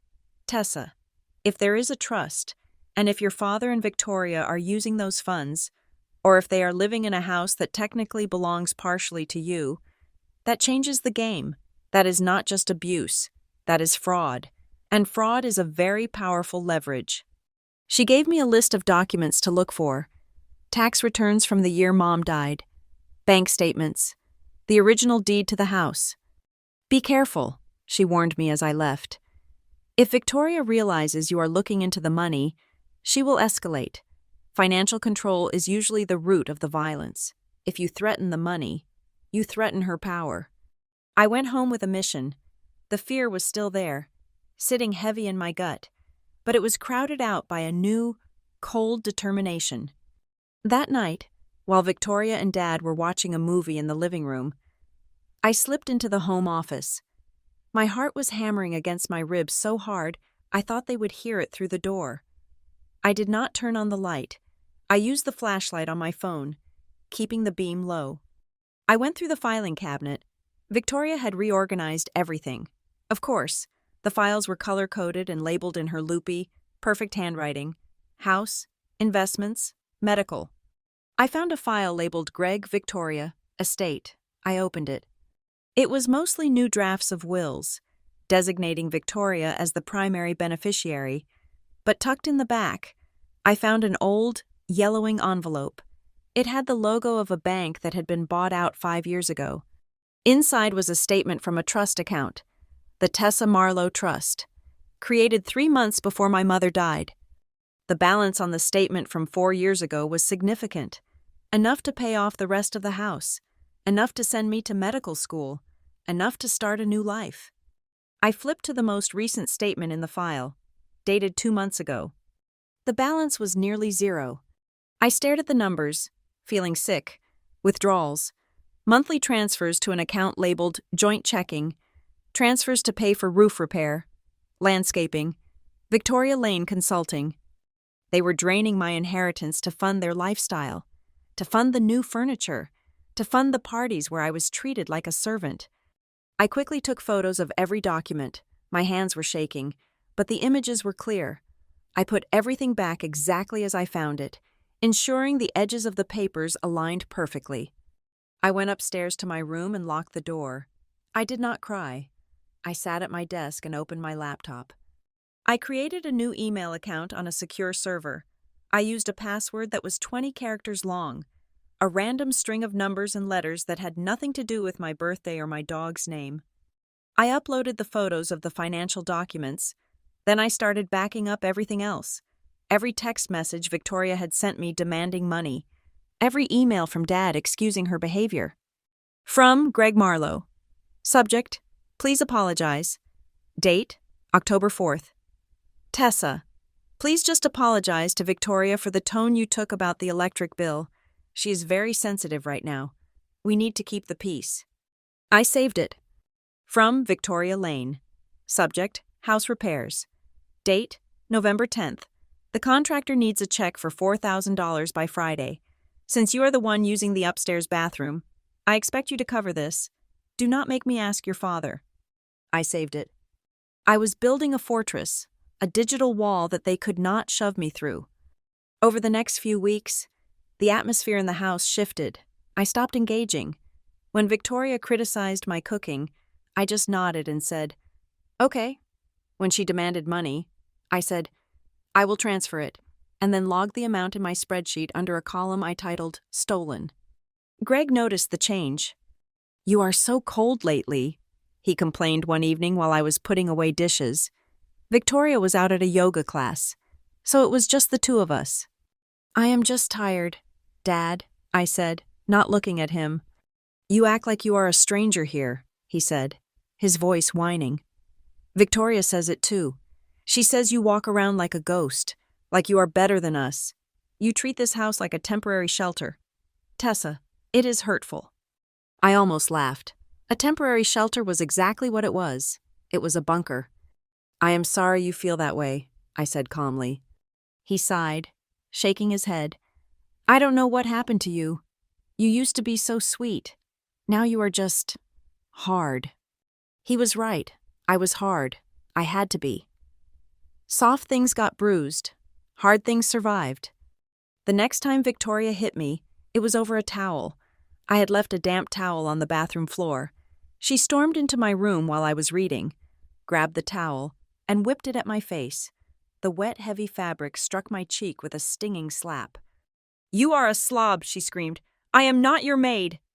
In the past, I would have cried. I would have apologized. I would have begged her to stop yelling so Dad would not get upset. This time, I sat perfectly still.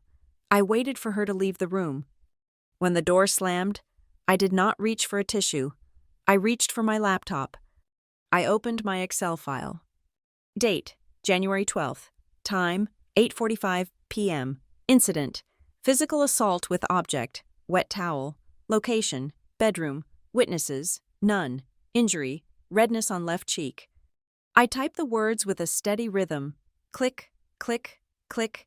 Each keystroke felt like a tiny victory. I was not absorbing the pain anymore. I was recording it. I was itemizing it. And one day, I was going to send them the bill. I did not know then that across the street, in the dark living room of the bungalow, Mrs. Alvarez was doing the exact same thing. I did not know that her hard drive was filling up with video files that matched my spreadsheet entries perfectly. I thought I was fighting this war alone in the dark. But the soldiers were gathering, the evidence was mounting, and the girl who used to cry in her car was gone, replaced by a woman who was sharpening her knives in the form of data. I was ready, or at least, I thought I was. The nomination party was winding down, but the air in the house was still thick with the smell of expensive Chardonnay and performative success. Victoria had finally achieved her goal. She was officially the nominee for the presidency of the Maple Ridge Homeowners Association. To anyone else, it was a thankless volunteer job policing trash can placement and lawn height. To Victoria, it was a crown. I pulled my car into the driveway at 10:30 at night. My body felt like it was made of lead. I had been on my feet for 14 hours, dealing with a multi-car pileup on the interstate that had left my uniform stained with sweat and smelling of gasoline. All I wanted was to walk up the stairs, lock my door, and pass out. I saw the lights on in the kitchen through the bay window. I saw the silhouettes of people standing around the island. I debated sleeping in my car, but the temperature had dropped to freezing, so I took a deep breath and opened the front door. I tried to make myself invisible. It is a skill I had honed over 4 years. Keep your head down. Walk softly. Do not make eye contact. I slipped off my boots in the foyer, holding them in my hand to avoid the heavy thud on the hardwood. Well, look who decided to show up. Victoria's voice cut through the hallway like a tripwire. I froze. I turned to see her standing in the kitchen doorway. She was holding a half-empty wine glass, her face flushed with alcohol and adrenaline. She was wearing a silver cocktail dress that shimmered under the recessed lighting.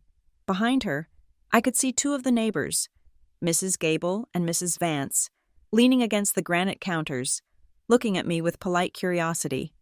"Hi, Victoria," I said, keeping my voice low. "I am just going upstairs to shower." "Not so fast," she said, stepping forward. She swayed slightly. She was drunk. Not sloppy drunk, but that dangerous, sharp-edged drunk where her inhibitions were lowered and her desire for control was amplified. "The party is over, the guests are leaving, and look at this kitchen." She gestured grandly behind her. The island was cluttered with empty hors d'oeuvre platters, dirty wine glasses, and crumpled napkins. "You need to clean this up," she said. "I have been hosting all night. I am exhausted.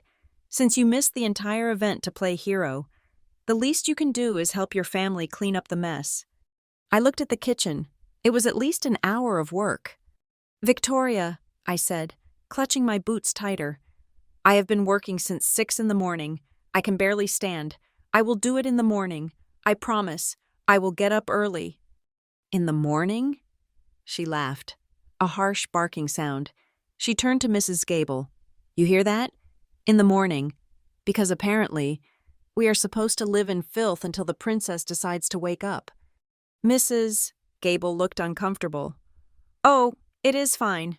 Victoria, it is late. We should be going anyway." "No, stay," Victoria insisted, turning back to me. Her eyes were hard. She wanted an audience. She wanted to show these women that she was the matriarch, that she had control over her household. "This is not a hotel, Tessa. You do not just come and go and leave the work for everyone else.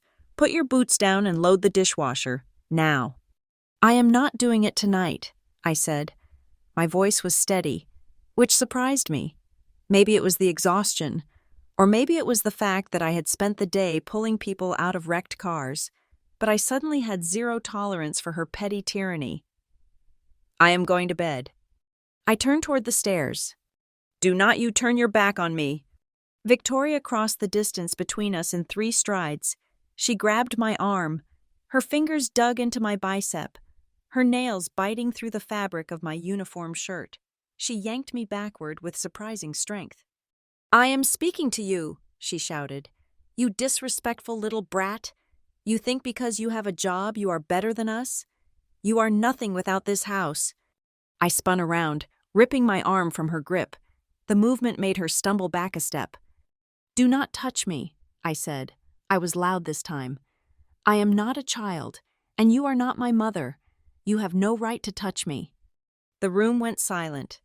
Mrs. Gable and Mrs. Vance froze, their eyes wide. I had said the forbidden words. I had broken the illusion. Victoria's face went a shade of purple that matched the bruise on my ribs. The humiliation of being challenged in front of her constituents was too much for her ego to handle.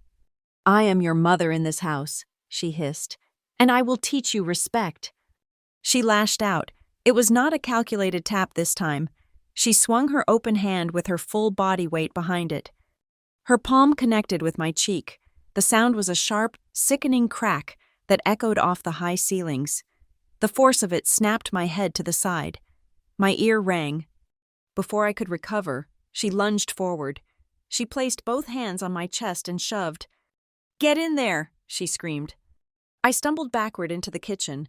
My boots flew out of my hands. I tried to catch my balance, but my socks slipped on the floor. I slammed hard into the stainless steel refrigerator. The impact knocked the wind out of me. I slid down, hitting the floor, gasping for air. Victoria stood over me, her chest heaving, her finger pointed at my face. "Your father allows me to discipline you," she yelled. "Do you hear me? He knows you are out of control. This is discipline." The kitchen door from the garage opened. My father walked in.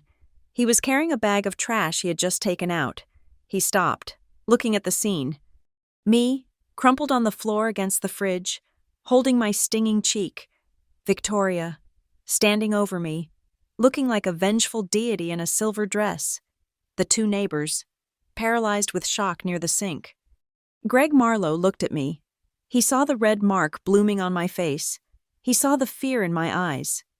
Then he looked at the neighbors. He saw the judgment forming on their faces. He did not rush to help me. He did not yell at Victoria. He turned around and closed the door to the garage firmly.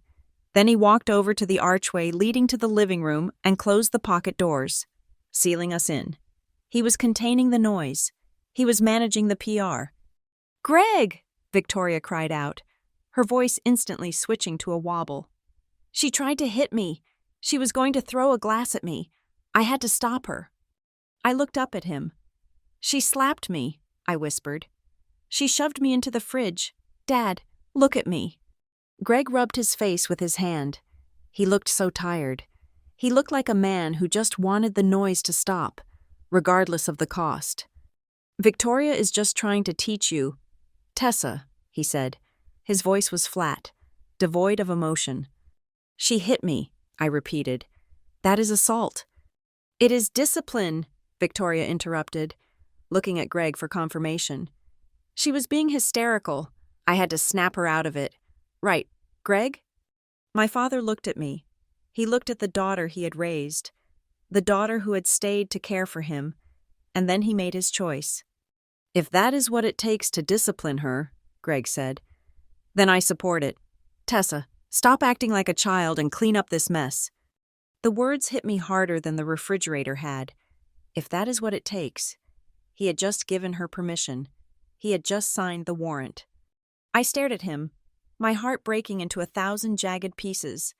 I realized then that my father was not a victim of her manipulation anymore. He was a collaborator. Across the street, in the dark living room of the brick bungalow, Lucia Alvarez was sitting on the edge of her sofa. Her television was muted. In her hand, her phone was glowing. The moment she had heard the screaming start, the distinct, shrill pitch of Victoria's rage, Lucia had opened the app. The camera mounted above her front door had a wide-angle lens. It captured the street, the driveway, and because our kitchen blinds were open to show off the party, It captured the interior of our kitchen through the bay window. The picture was from a distance, but it was clear enough. Lucia saw the silver dress lunging. She saw the dark uniform stumbling back. She saw the violent shove into the refrigerator.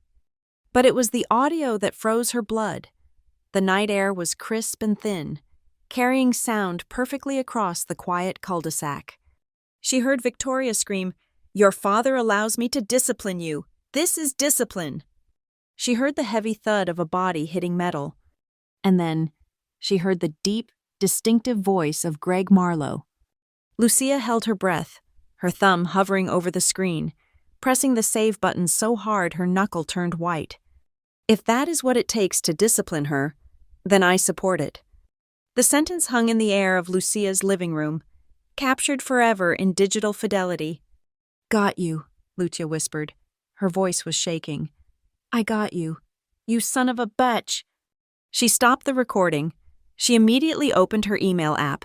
She attached the video file. She sent it to herself. Then she sent it to the secure cloud storage she had set up. Then she downloaded a copy to her phone's local drive. She sat back, her heart hammering against her ribs like a trapped bird. She felt sick. She had just watched a young woman be assaulted by her stepmother while her father watched and approved. She had just witnessed a crime.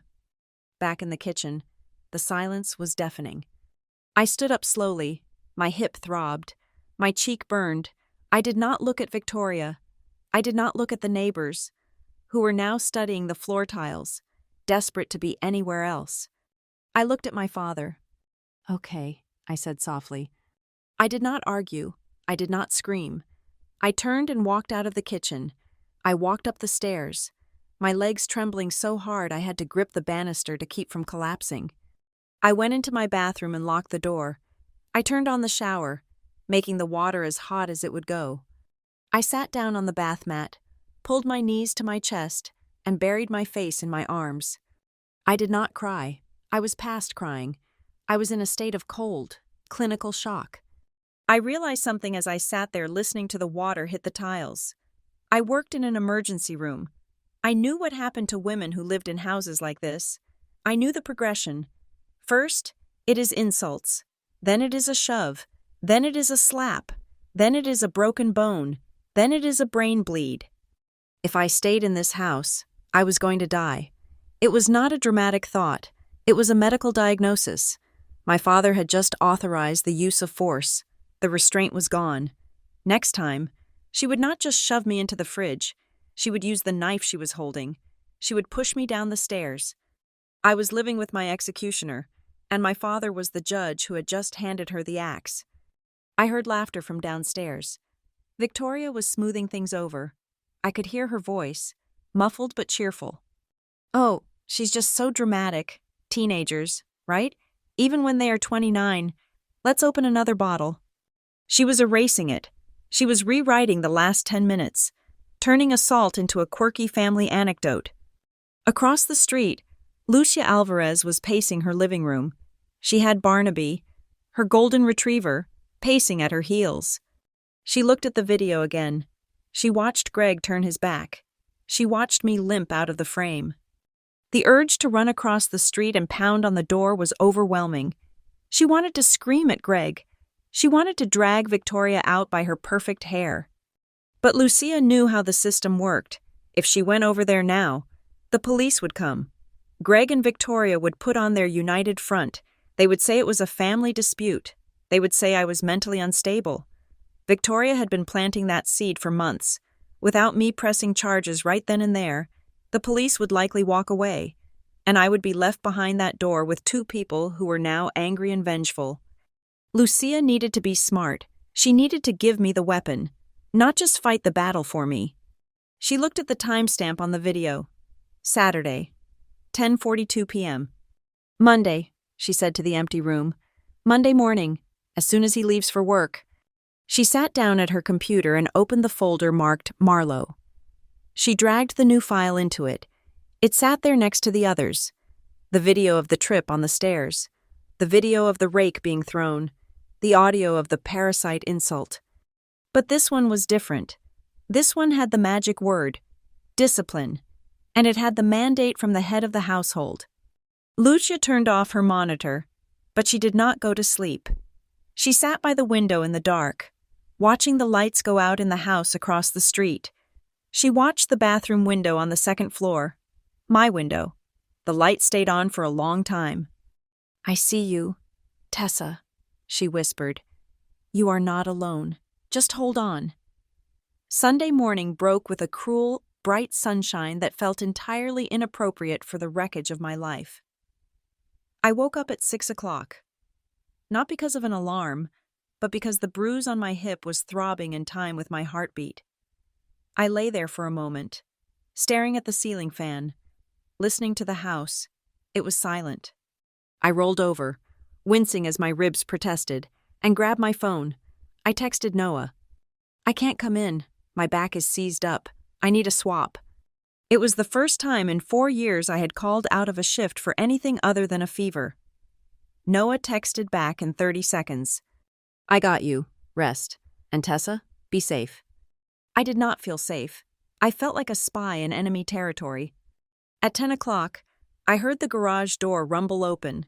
I peeked through my blinds. Greg and Victoria were dressed in their Sunday best. Him in a blazer, her in a pastel wrap dress that hid her true nature perfectly. They were going to brunch at the country club with the Hendersons. They would drink mimosas and laugh, and Victoria would probably tell a charming, self-deprecating story about how hard it is to manage a household. As soon as their Mercedes backed out of the driveway and turned the corner, I moved. I did not have much time. 2 hours, maybe 3 if the service was slow. I grabbed a duffel bag from my closet and went straight to the guest room closet, the place where Victoria had stored the few boxes of my mother's things that she hadn't thrown away or sold. I worked with a frantic, silent energy. I found my mother's old silk scarves. I found the silver locket she used to wear. I found a stack of recipe cards, written in her looping, chaotic handwriting. I stuffed them into the bag, wrapping them in my own hoodies. It felt like I was looting my own history. I was stealing back memories before they could be erased completely. I was just zipping the bag shut when the doorbell rang. My heart hammered against my ribs. Had they forgotten something? Had Victoria come back to catch me in the act of stealing family property? I crept to the window. It was not the Mercedes. It was Mrs. Alvarez from across the street. She was standing on the porch, holding a plastic container in one hand and a white envelope in the other. She looked calm, anchored, like a lighthouse in a storm. I went downstairs, my socks slipping on the hardwood. I hesitated at the door, checking the peephole. It was definitely her. I unlocked it and opened it just a crack. "Hi, Mrs. Alvarez," I said, keeping my body hidden behind the doorframe so she wouldn't see my unbrushed hair or the terror in my eyes. "My parents aren't home. They went to brunch." "I know," Lucia Alvarez said. Her voice was different today. It wasn't the polite, neighborly tone she used when talking about the weather. It was steel wrapped in velvet. "I waited until they left. I am not here to see them. Tessa, I am here to see you." I am really busy," I stammered. "I was just doing some cleaning." "May I come in?" she asked. It wasn't really a question. "I brought you a sandwich, and I brought you something else." She held up the white envelope. I looked at her face. There was no judgment there, only a profound, terrifying knowing. I stepped back and opened the door. Mrs. Alvarez walked in. She did not look around the foyer or comment on the decor. She walked straight to the kitchen table, set down the Tupperware container, and then placed the envelope next to it. "Sit down, Tessa," she said. I sat. I felt like a child being called to the principal's office. "I am going to be direct," she said, sitting opposite me. She folded her hands on the table. "I know what happened last night. I know what happened last week. And I know what happened in November." My stomach dropped. The denial rose up automatically, a reflex trained into me by years of gaslighting. "I don't know what you mean," I said, looking at the table. "We just had a loud argument last night. Victoria was stressed about the party. It happens." "Stop," Mrs. Alvarez said softly. She reached into the envelope and pulled out a small, silver USB drive. Then she reached into her tote bag and pulled out a laptop. She opened it, plugged in the drive, and turned the screen toward me. "You are a paramedic," she said. "You deal in facts. You deal in vital signs. Watch this." She pressed play. The video was grainy, shot from across the street, but the audio was crystal clear in the silence of the kitchen. I watched a woman in a silver dress lunge at a woman in a uniform. I watched myself stumble back. I heard the scream, "This is discipline!" I heard the thud of my body hitting the refrigerator. I stopped breathing. Seeing it from the outside was a violent shock. When you are in it, your brain tries to soften the edges, to tell you it wasn't that bad, that maybe you really did trip, but the camera did not lie. The camera showed a predator attacking prey. Then came the part that broke me.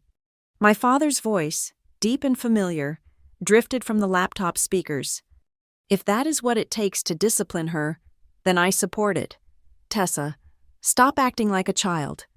I made a sound, a strangled, wet gasp. I clamped my hand over my mouth. Tears blurred my vision, hot and fast. Mrs. Alvarez paused the video.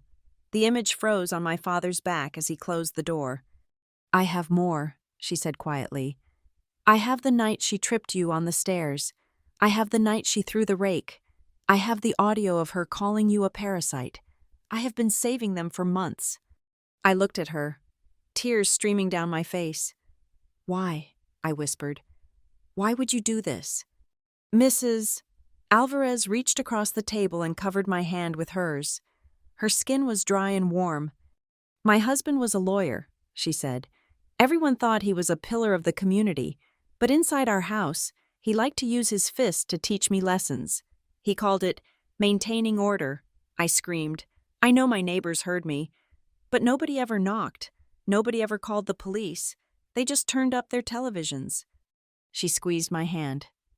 I promised myself that if I ever heard that sound again, the sound of a body hitting a wall, I would not turn up the television. "You are not crazy. Tessa, you are not clumsy, and you are not a child being disciplined. You are a woman being assaulted." I broke down. I put my head on the table and sobbed. It was a guttural, ugly crying that shook my whole body. I cried for the pain in my ribs, for the betrayal of my father, and for the sheer relief of finally being believed. Mrs. Alvarez let me cry. She sat there as a silent sentinel, waiting until the storm passed. When I finally sat up, wiping my face with my sleeve, she pushed the USB drive toward me. "This is yours," she said. "I have copies in a secure cloud, and I have another drive in my safe, but you need to decide what to do with this." "I don't know what to do," I admitted. "If I show this to the police, they arrest her. Then Dad hates me. Then I lose the house. I lose everything." "You have already lost the house, honey," Mrs. Alvarez said brutally. "It is a war zone. The question is, do you want to leave as a casualty or a survivor?" She laid out two strategies. She had clearly thought this through. "Option 1, she said, counting on her fingers. "We go to the police today. We file a report. We get an emergency protective order. Victoria is removed from the house tonight." "Option 2, she continued.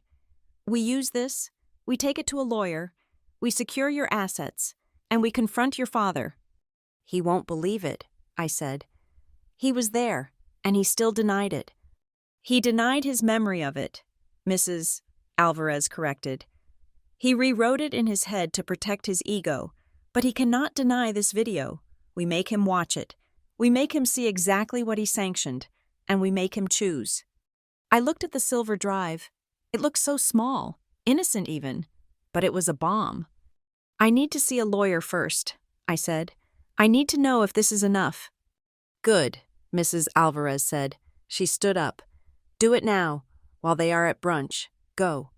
I took the drive. I grabbed my bag of Mom's things. I hugged Mrs. Alvarez, holding on to her for a second longer than necessary. "Thank you," I whispered. "Go get them," she said. I drove straight to Marianne Cole's office. It was Sunday, but Noah had texted her, and she had agreed to meet me. She was wearing a sweatshirt and jeans, her hair pulled back in a messy bun. We sat in her office, and I plugged the USB into her computer. Marianne watched the video in silence. She watched it twice. When she turned to me, her eyes were gleaming. "This is gold," she said. "This is absolute gold. Tessa, this destroys the 'she is a clumsy girl' defense. This destroys the mutual combat argument. And that line from your father? That exposes him to liability. If we played this in front of a judge, Victoria would be lucky to stay out of jail, let alone keep the house." "So we can get a restraining order?" I asked. "We can get more than that," Marianne said, leaning forward. "We can get leverage. You said Victoria is running for HOA president, right? You said she cares about her image?" "It is all she cares about." "Then this video is a nuclear weapon," Marianne said. "If this gets out, she is social poison. We can use that. We can force a settlement on the trust. We can force her to vacate. We can dictate the terms of your exit." She pulled out a yellow legal pad and started scribbling furiously. "Here is the play," she said. "We file for the protective order tomorrow morning. At the same time, we file a petition to freeze the assets of the trust pending an audit, citing suspected fraud. We blindside them legally." "But my dad," I said. The hesitation was still there. "If I sue him, there is no going back." Marianne put down her pen. "He stood there and watched her throw you into a refrigerator. Tessa, he authorized it. He has already left you. You are just the only one still standing in the room." I thought about the video, if that is what it takes. "I want him to see it," I said. Marianne frowned. "The video? He was there." "No," I said, my voice hardening. "I want him to see it without her whispering in his ear. I want him to see it when he is sober and alone. I want him to look at the screen and hear his own voice." "That is risky," Marianne warned. "He could destroy the evidence. He could warn her." "He won't destroy it because I have copies," I said, "and I'm not asking for his permission. I am giving him a chance to look in the mirror before I burn his house down." Marianne looked at me for a long moment. Then she nodded slowly. "Okay," she said, "but we do it my way. We serve him the papers first. Then you show him the video. You hit him with the law. Then you hit him with the guilt." "No," I said. A plan was forming in my mind. A plan that Mrs. Alvarez had hinted at. "We don't serve him yet. We use the leverage first. Victoria wants to be HOA president? Fine. Let's see how badly she wants it." "What are you thinking?" "The HOA election meeting is in 3 days," I said. "Everyone will be there. My dad will be there. If I serve them papers now, they circle the wagons. They hire expensive lawyers. They drag this out for years." I looked at the USB drive in my hand. "I want to end it," I said. "I want to end it in public. I want to take away the one thing she values more than control." "Her reputation," Marianne said, a slow smile spreading across her face. "Exactly," I said. "Mrs. Alvarez said she wouldn't stand by anymore. I think she is ready to make a scene, and so am I." I left Marianne's office with a strategy that felt less like a legal proceeding and more like an ambush. I felt light, terrified, yes, but light. The secret was not eating me alive anymore. It was a weapon in my pocket. I drove back to Maple Ridge. The Mercedes was back in the driveway. They were home. I walked into the house. Victoria was in the kitchen, arranging flowers she had bought at the market. Dad was on the sofa, reading the Sunday paper.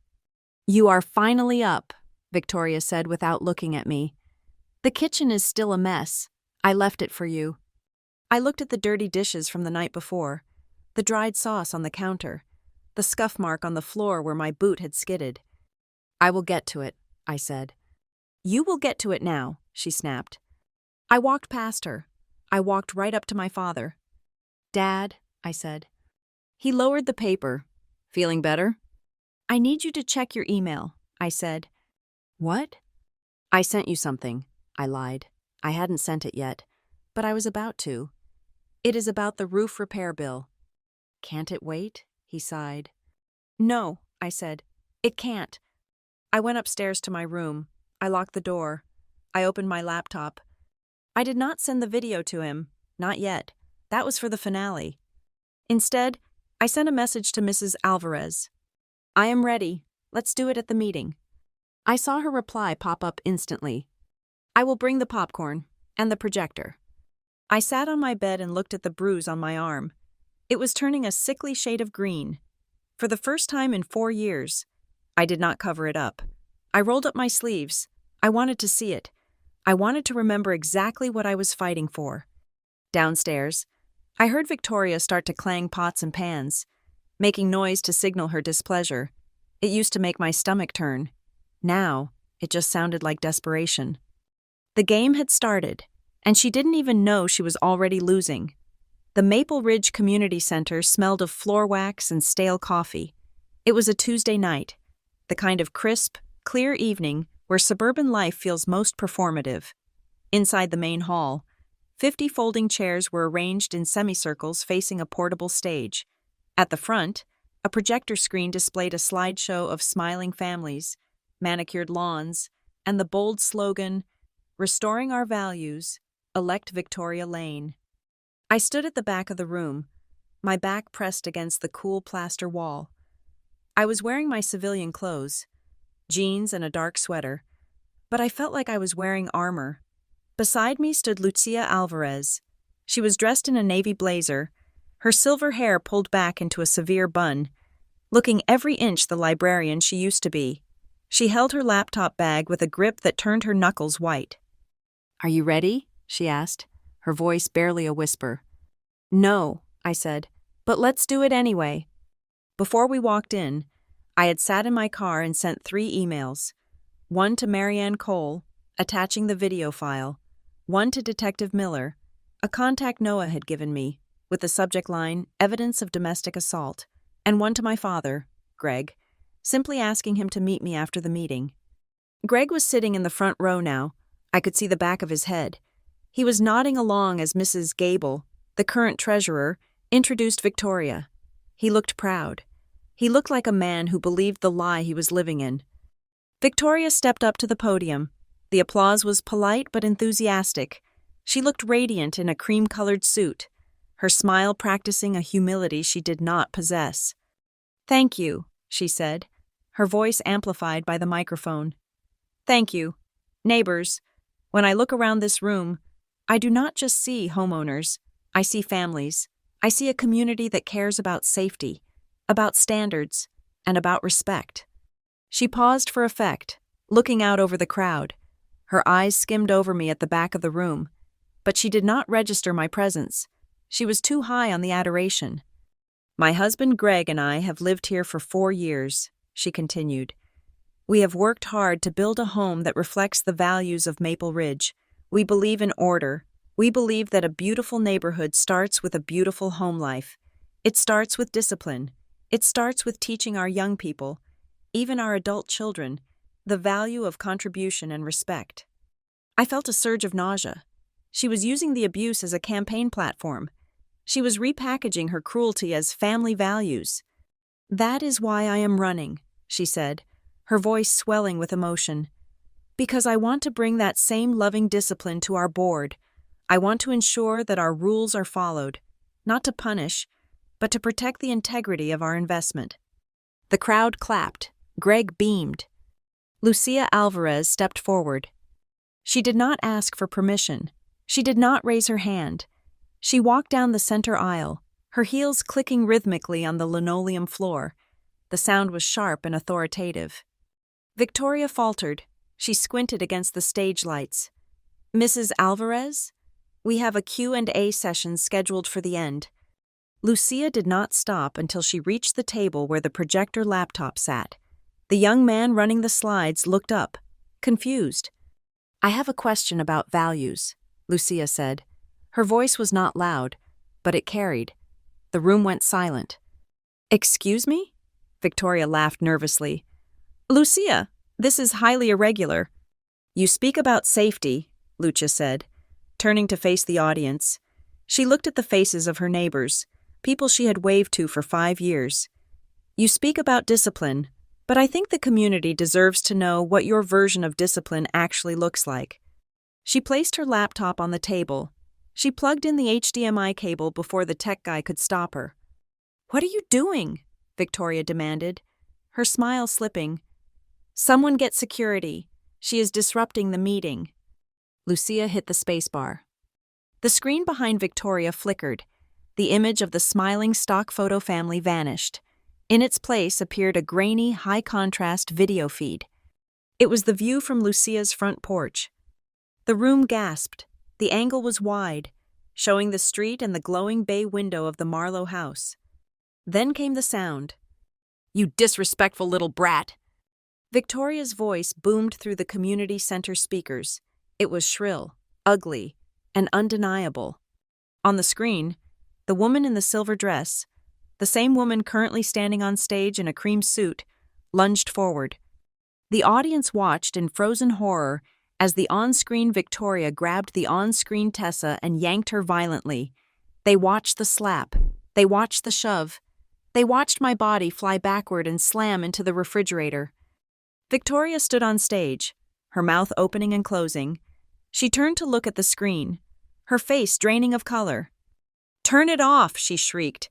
"This is fake. This is AI. Turn it off." But the video kept playing.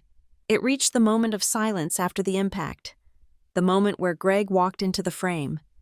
The room was dead silent. You could hear the hum of the projector fan. Then, the voice of Greg Marlowe filled the hall. "If that is what it takes to discipline her, then I support it. Tessa, stop acting like a child." Greg, sitting in the front row, stiffened as if he had been shot. He stared at the screen, watching himself turn his back on his injured daughter. He heard his own voice, stripped of the context of his internal excuses, stripped of Victoria's whispers. He sounded cold. He sounded cruel. The video ended. The screen went black. For 3 seconds, nobody moved. Then, the murmuring started. It began as a low buzz and rose quickly to a dull roar. A woman in the second row covered her mouth with her hand. Mr. Henderson, who had sat next to Greg at brunch, shifted his chair away, creating a physical gap between them. Victoria grabbed the microphone. Her composure was gone. Her face was twisted in a panic that looked a lot like rage. "This is illegal," she shouted. "She is spying on us. That video is edited. That was a private family moment taken out of context. My stepdaughter was attacking me. I was defending myself." I stepped away from the wall. I walked down the aisle. I did not run. I did not cry. I walked with the steady, purposeful gait I used when approaching a trauma scene. "It was not self-defense," I said. My voice was not amplified, but in the acoustic shock of the room, everyone heard me. Heads turned. They looked at me. The girl they usually saw in a uniform. The girl Victoria called difficult. I walked up to the edge of the stage. I looked at Victoria. Then I turned to face the room. "My name is Tessa Marlowe," I said. "I am 29 years old. I am a licensed emergency medical technician with Arrowpoint EMS. I know the difference between a stumble and a shove. I know the difference between discipline and assault." I looked at Greg. He was pale, sweat beading on his forehead. He could not meet my eyes. "I have kept quiet for 4 years, I said, keeping my voice level, because I was told that this was normal. I was told that I deserved it. I was told that keeping the peace was more important than my safety. But tonight, you saw the truth. That was not a parent teaching a child. That was a woman beating another woman because she knew she could get away with it." "She is lying!" Victoria screamed. She looked frantic, her eyes darting around the room, looking for an ally. "Greg, tell them! Tell them how unstable she is!" Greg did not move. He sat in his folding chair, staring at the blank screen. The image of his wife shoving his daughter was burned into his retinas. The sound of his own voice condoning it was ringing in his ears. "Greg," Victoria pleaded. Mrs. Gable stood up slowly. She looked at Victoria with an expression of pure distaste. "I think," Mrs. Gable said, her voice cutting through the tension, "that we have seen enough. Victoria, I do not think you are the right fit for this board. This is a setup, Victoria spat. You are all jealous. You are trying to ruin me. She stormed off the stage, pushing past the tech guy, and marched toward the exit. She held her head high, but it was the brittle dignity of someone fleeing a burning building. Greg stood up. He looked at the empty stage. He looked at me. His eyes were hollow. There was no anger in them anymore, just a terrified, dawning realization. He did not say a word. He turned and walked out the side door, heading toward the parking lot. Go, Mrs. Alvarez whispered to me. Finish it. I followed him. The parking lot was dark and cold. Greg was standing by his car, fumbling with his keys. His hands were shaking so badly he dropped them on the asphalt. He didn't pick them up. He just leaned against the door of the Mercedes and put his head in his hands. Dad, I said. He flinched. He looked up at me. Under the yellow sodium lights, he looked 20 years older than he had that morning. I didn't know, he whispered. I didn't know it looked like that. You were there, I said. You were in the room. I know, he said, his voice cracking. But she told me. She said you were coming at her. She said she just pushed you back. I believed her. I wanted to believe her. You heard what you said, I said. You heard yourself support it. I know, he sobbed, a dry, heaving sob. God, Tessa, I sounded like a monster. Mrs. Alvarez appeared from the shadows. She walked up to him, calm and relentless. She held out a second USB drive. This is for you, Greg, she said. That was just one night. There are 12 others on here. The time she tripped Tessa on the stairs. The time she threw the rake. The time she cut her arm with the glass. Greg stared at the drive. He looked like he was afraid it would burn him. Take it, Mrs. Alvarez commanded. You do not get to look away anymore. You do not get to pretend you are the peacemaker. You are the reason she felt safe enough to do it. Greg took the drive. His fingers closed around it. I am sorry, he whispered. Tessa, I am so sorry. I am not coming home tonight, I said. I am staying at a hotel, and tomorrow I am meeting with my lawyer.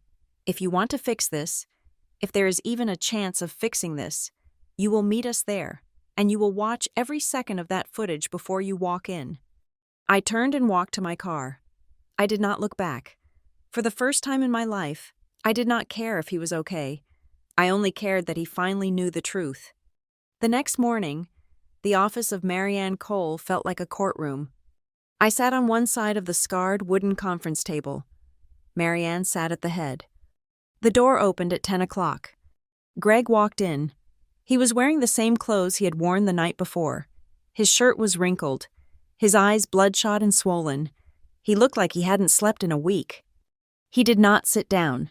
He stood by the door, holding the USB drive in his hand. I watched it, he said. His voice was a rasp. I watched all of it. I sat in my study and I watched her trip you. I watched her throw the towel in your face. I listened to the way she talks to you when I am not in the room. He looked at me, and tears spilled down his face, unheeded. I let a wolf into our house, he said, and I fed her. Yes, you did, Marianne said. She did not offer him comfort. She pointed to the chair opposite me. Sit down, Mr. Marlowe. We have business to discuss. Greg sat. He put the USB drive on the table and pushed it away, as if it were radioactive. I kicked her out, he said. Last night, after I watched the video of the stairs, she tried to deny it. She tried to say it was doctored. I told her to get out. She is staying at a hotel in Denver. Good, Marianne said. That saves us the trouble of an eviction order. But we are not here just about the physical separation. We are here about the assets. Greg looked confused. Assets? You mean the house? It is her house, too. We are married. Actually, Marianne said, pulling a file from her stack, that is where things get interesting. She slid a document across the table. It was a copy of my mother's original will, and underneath it, a copy of the trust document I had photographed. When your first wife passed away, Marianne said, she established a trust for Tessa. The house was placed into that trust. The terms stated that you, Greg, had the right to live there for your lifetime, but the ownership resided with the trust. I know, Greg said, rubbing his temples. But we changed it. After the wedding, Victoria said. She said it was too complicated. We signed a new will, a revocable living trust that put everything in both our names. I have seen that document, Marianne said. She pulled out another paper. This one looked newer. The one Victoria drew up, the one she had you sign. Yes, Greg said. It is worthless, Marianne said. The room went silent. What? Greg asked. It was never notarized, Marianne said, a shark-like smile appearing. And more importantly, the transfer of the deed from the original trust to the new joint trust was never filed with the county clerk. Victoria filled out the paperwork, Greg, but she made a mistake, or maybe she was just arrogant. She never finalized the recording of the deed. I stared at Marianne. I hadn't known this part. What does that mean? I asked. It means the house never legally belonged to Victoria, Marianne said. Not even 1% of it. The original trust stands. The house belongs to the Tessa Marlowe Trust. Greg has a life estate, meaning he can live there, but he cannot sell it, he cannot mortgage it, and he certainly cannot give half of it to his new wife. Greg looked at the papers. He looked stunned. She tried to get me to take out a home equity line of credit last month, he murmured. For the roof. The bank kept delaying it. She was so angry. The bank delayed it because the title search was messy, Marianne explained. They saw the discrepancy. She was trying to steal equity from a house she did not own. Marianne leaned forward. Here is the reality. Greg, you allowed your wife to abuse the beneficiary of the trust that owns the roof over your head. Tessa has grounds to petition for your removal as the trustee. She has grounds to evict you for failing to protect the asset, and by asset, I mean herself. Greg looked at me. He didn't look at the papers. He looked at my face, at the bruise on my cheek that was finally starting to fade. I don't care about the house, he whispered. I don't care about the money. I just want to know if my daughter can ever forgive me. I looked at him. I saw the regret. It was real. But I also saw the 4 years of silence. I saw the man who had closed the kitchen door while I was on the floor. I don't know, Dad, I said honestly. Forgiveness is a long way off. Right now, I just want safety, and I want her gone, completely gone. No settlements, no alimony. She leaves with what she came with. She will fight, Greg said. She will want money. Let her try, Marianne said, tapping the USB drive on the table. We have 12 counts of domestic assault on video. If she asks for a single dime, we give this to the district attorney. She can trade her alimony for a jail cell. Greg nodded. He took a deep breath. He sat up straighter. And for the first time in years, he looked like the father I remembered from before the grief. Do it, he said. Draw up the papers. I will sign whatever you need. And Tessa? Yeah? You don't have to pay the mortgage next month, he said, a weak, sad smile touching his lips. I think I can handle it. It was a small joke, a tiny olive branch. I didn't smile back, but I nodded.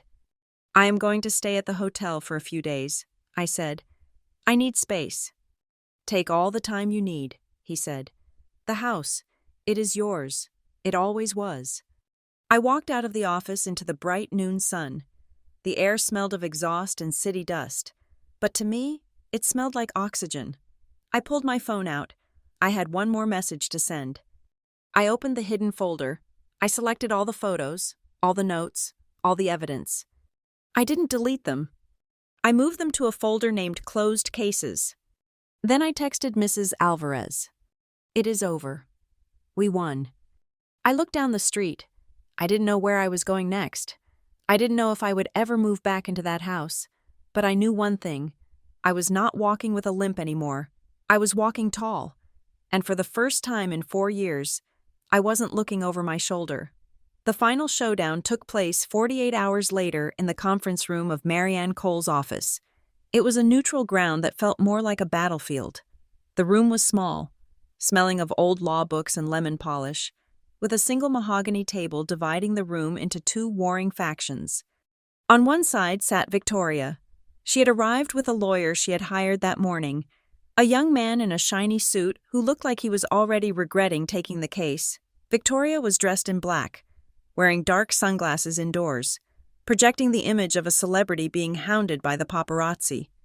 On the other side sat me, Marianne, and Lucia Alvarez. And in the middle, sitting alone at the head of the table, was Greg. The air was so thick with tension it felt hard to breathe. I kept my hands folded on the table to stop them from shaking. I was not afraid of her anymore, but being in the same room as my abuser made my skin crawl. Victoria started the offensive before we had even fully settled into our chairs. "This entire meeting is a farce," she announced, taking off her sunglasses to reveal eyes that were puffy from lack of sleep but hard with anger. "I should be the one pressing charges. That woman," she pointed a manicured finger at Lucia, "violated my privacy. She illegally recorded my home. And you," she turned her gaze on me, "are slandering me. You are painting me as a monster because you are a spoiled brat who could not handle a little structure." She turned to Greg, her voice softening into a desperate, manipulative whine. "Greg, are you really going to let them do this to me? To us? They are trying to humiliate me. You need to stand by your wife. That is what marriage is. Through better or worse, you promised." Greg did not look at her. He was staring at his hands, which were clasped tightly on the table. He looked gray. "I promised to protect this family," Greg said, his voice raspy. "I failed." Marianne cleared her throat. She opened a thick file folder in the center of the table. It was the physical manifestation of my trauma. "We are not here to debate the philosophy of marriage, Mrs. Lane," Marianne said coldly. "We are here to look at the facts." She laid out the photos first. The 8x10 prints I had taken in the bathroom mirror, the purple bruise on my ribs, the cut on my arm, the black mark on my hip. Victoria scoffed. "She bruises easily. She is clumsy. Everyone knows that." Marianne ignored her. She laid out the spreadsheet logs next. "These are contemporaneous notes detailing dates, times, and specific acts of aggression over a period of 4 years, Marianne said. "They match perfectly with the metadata on the video files provided by Mrs. Alvarez." Then, she placed the copy of my mother's original will and the trust documents on the table. "And finally," Marianne said, "we have evidence of financial mismanagement and potential fraud regarding the Tessa Marlowe Trust, specifically the unauthorized attempt to leverage equity from a property that Victoria Lane has never legally owned." Victoria's lawyer leaned forward, whispering something in her ear. Victoria swatted him away. "That is ridiculous," she spat. "I put my blood, sweat, and tears into that house. It is my home." "It is a house owned by a trust for your stepdaughter," Marianne corrected. "And then, of course, there is the video." She did not play it. She just placed the USB drive on the table. It sat there like a loaded gun. "We have 12 separate incidents on video," Marianne said, "including the one from Tuesday night where you shoved Tessa into a refrigerator and screamed that it was discipline. We have the audio of you calling her a parasite. We have the video of you tripping her on the stairs." Victoria turned to Greg again, desperation creeping into her voice. "Greg, tell them," she pleaded. "You know I was just trying to help her. I was trying to make her a better person. I admit I got frustrated sometimes. I admit I raised my voice, but I was overwhelmed. You were always gone, and I was left to deal with her disrespect. I need help. Greg, I need therapy. Not this persecution." Greg finally looked up. He turned his chair slowly to face her. "I watched it, Victoria," he said. "You were there," she cried. "You saw it happen." No, Greg said. "I watched all of it. I watched the nights I wasn't there. I watched you trip her on the stairs when I was in Chicago. I watched you throw a rake at her. I listened to the way you talked to her when you thought no one was listening." He took a shaky breath. "I used to tell myself you were just strict," he said. I told myself that Tessa was difficult, and you were trying to bring order to the house. But I watched those videos. Victoria, that wasn't discipline, that was hate. You looked like you enjoyed it. I had a hard childhood, Victoria screamed, slamming her hand on the table. My mother beat me with a belt. You think a shove is abuse? You have no idea what I went through. I was trying to be better than her. I was trying to love her the only way I knew how. She was sobbing now, but it felt performative, a last-ditch effort to garner sympathy. I stood up. My legs were steady. Stop, I said. Victoria froze, looking up at me. I am an EMT, I said, my voice ringing clearly in the small room. I see accidents every day. I see people who are hurt by mistake, and I see people who are hurt on purpose. I know the difference. You did not trip me by accident. You did not shove me into the fridge to save me. You did it because you wanted to feel powerful. You did it because you hated that I saw through you. I leaned over the table, looking her dead in the eye. You can call it discipline. You can call it love. You can call it whatever you want. But the law calls it assault, and I am done being your punching bag. Marianne slid a document across the table toward Victoria. Here is the offer, Marianne said. You sign this agreement. You vacate the property within 48 hours. You agree to a complete restraining order. No contact with Tessa.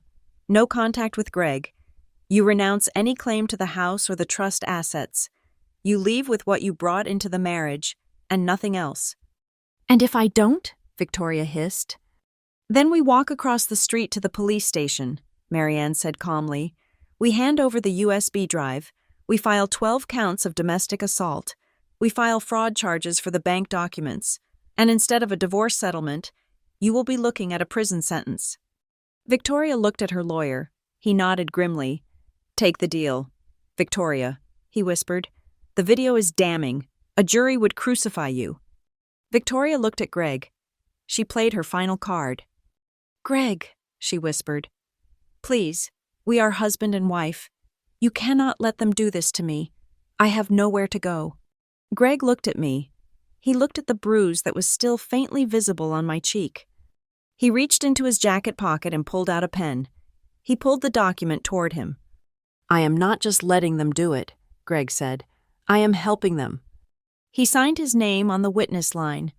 Then he signed a second document Marianne had prepared, an affidavit confirming that the original will and trust were valid and that he had witnessed the abuse and failed to stop it, but was now cooperating fully with the victim. I am transferring control of the trust to Tessa immediately, Greg said, pushing the papers to Marianne. I am stepping down as trustee, and if this goes to trial, Victoria, I will be the first witness they call against you. Victoria gasped. The color drained from her face completely. She realized, finally, that she had lost him. She had lost her shield. She stood up, her chair screeching against the floor. You are pathetic, she screamed at Greg. You are a weak, pathetic man. And you, she pointed at me, you are a snake. You betrayed this family. I survived this family, I corrected. Nobody said a word. Nobody tried to calm her down. We just watched her unravel. Her lawyer grabbed her arm. Victoria, stop. Sign the paper. We are leaving. With a shaking hand, she signed the agreement. She threw the pen across the room. I hope you all rot, she said. She stormed out of the room. Her lawyer followed, looking apologetic. The silence that followed was heavy, but it was the silence of a storm passing. Lucia Alvarez stood up and walked around the table. We were in the hallway now. The door closed on Greg and Marianne, who were finalizing the paperwork. Lucia took my hand. Her grip was strong. You did it, she said softly. Today, you did something that most people never get to do. You stood up, and because you stood up, the next girl Victoria meets. Maybe she will be safe because there is a record now. I feel empty, I admitted. I thought I would feel happy. You will, she said. Give it time. Happiness is heavy lifting when you are used to carrying fear. I went back to the house one last time that afternoon. Victoria was gone. She had fled to a hotel. leaving most of her things to be moved by movers later. The house was quiet. I stood in the kitchen. I looked at the refrigerator. I looked at the granite island. It was just a kitchen. It wasn't a torture chamber anymore. It was just wood and stone. I packed the last of my boxes. I took the photos of my mom. I took her recipe cards. I took my clothes. Greg was standing in the doorway when I came down with the last box. He looked lost in his own foyer. "You don't have to go," he said. "She is gone, Tessa. You can stay. This is your house." "I know it is my house," I said, shifting the box in my arms. "But it is not my home. Not anymore." "I want to fix this," he said, tears welling in his eyes again. "I want to be your father again. Please, give me a chance." "I can't stay here, Dad," I said. "Every time I look at that kitchen, I see her shoving me. And every time I look at you right now, I hear you saying you supported it." He flinched, but he nodded. He knew he deserved that. "I am going to get an apartment," I said. "I need to find out who I am when I'm not being afraid. But you have my number. If you want to get coffee next week, outside of this house, we can try." "Coffee?" he repeated, clutching at the offer like a lifeline. "Coffee sounds good." "Goodbye, Dad," I said. I walked out the front door. I walked past the perfectly manicured hedges. I loaded the box into my car. I looked across the street. Mrs. Alvarez was in her window. She raised a hand in a quiet wave. I waved back. I drove away. I watched the house disappear in my rearview mirror. The house where I had learned to be small. The house where I had learned to bleed in silence. I drove to the small apartment complex on the other side of town. It was not fancy. The carpet was beige and the view was of a parking lot. But when I unlocked the door and walked in, the air smelled like nothing. It didn't smell like expensive perfume. It didn't smell like fear. It smelled like freedom. That night, I sat on my balcony. I opened my laptop. I created a new folder. Evidence, kept, not used lightly. I dragged the video files, the photos, and the digital copy of the settlement agreement into it. I password protected it. I wasn't keeping it to dwell on it. I was keeping it because it was the proof of my survival. It was the proof that I had fought back. My phone buzzed. It was a text from Mrs. Alvarez. Attached was a photo taken from her front porch.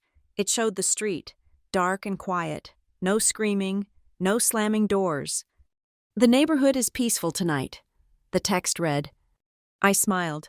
I looked out at the city lights of Redford blinking in the distance. My stepmother had called it discipline. My father had called it necessary. But as I sat there, breathing air that belonged only to me, I knew what it really was. It was a cage. And I had finally found the key. If they called violence discipline, then leaving was the only way I could finally teach myself that I did not deserve to be beaten. I was 29 years old, and my real education was just beginning. Thank you so much for listening to my story. I would love to hear where you are listening from today. Please comment down below with your city or country so we can see how far Tessa's story has traveled. Don't forget to subscribe to Lila Revenge Stories. Hit that like button and smash the hype button to help this story reach more people who might need to hear it.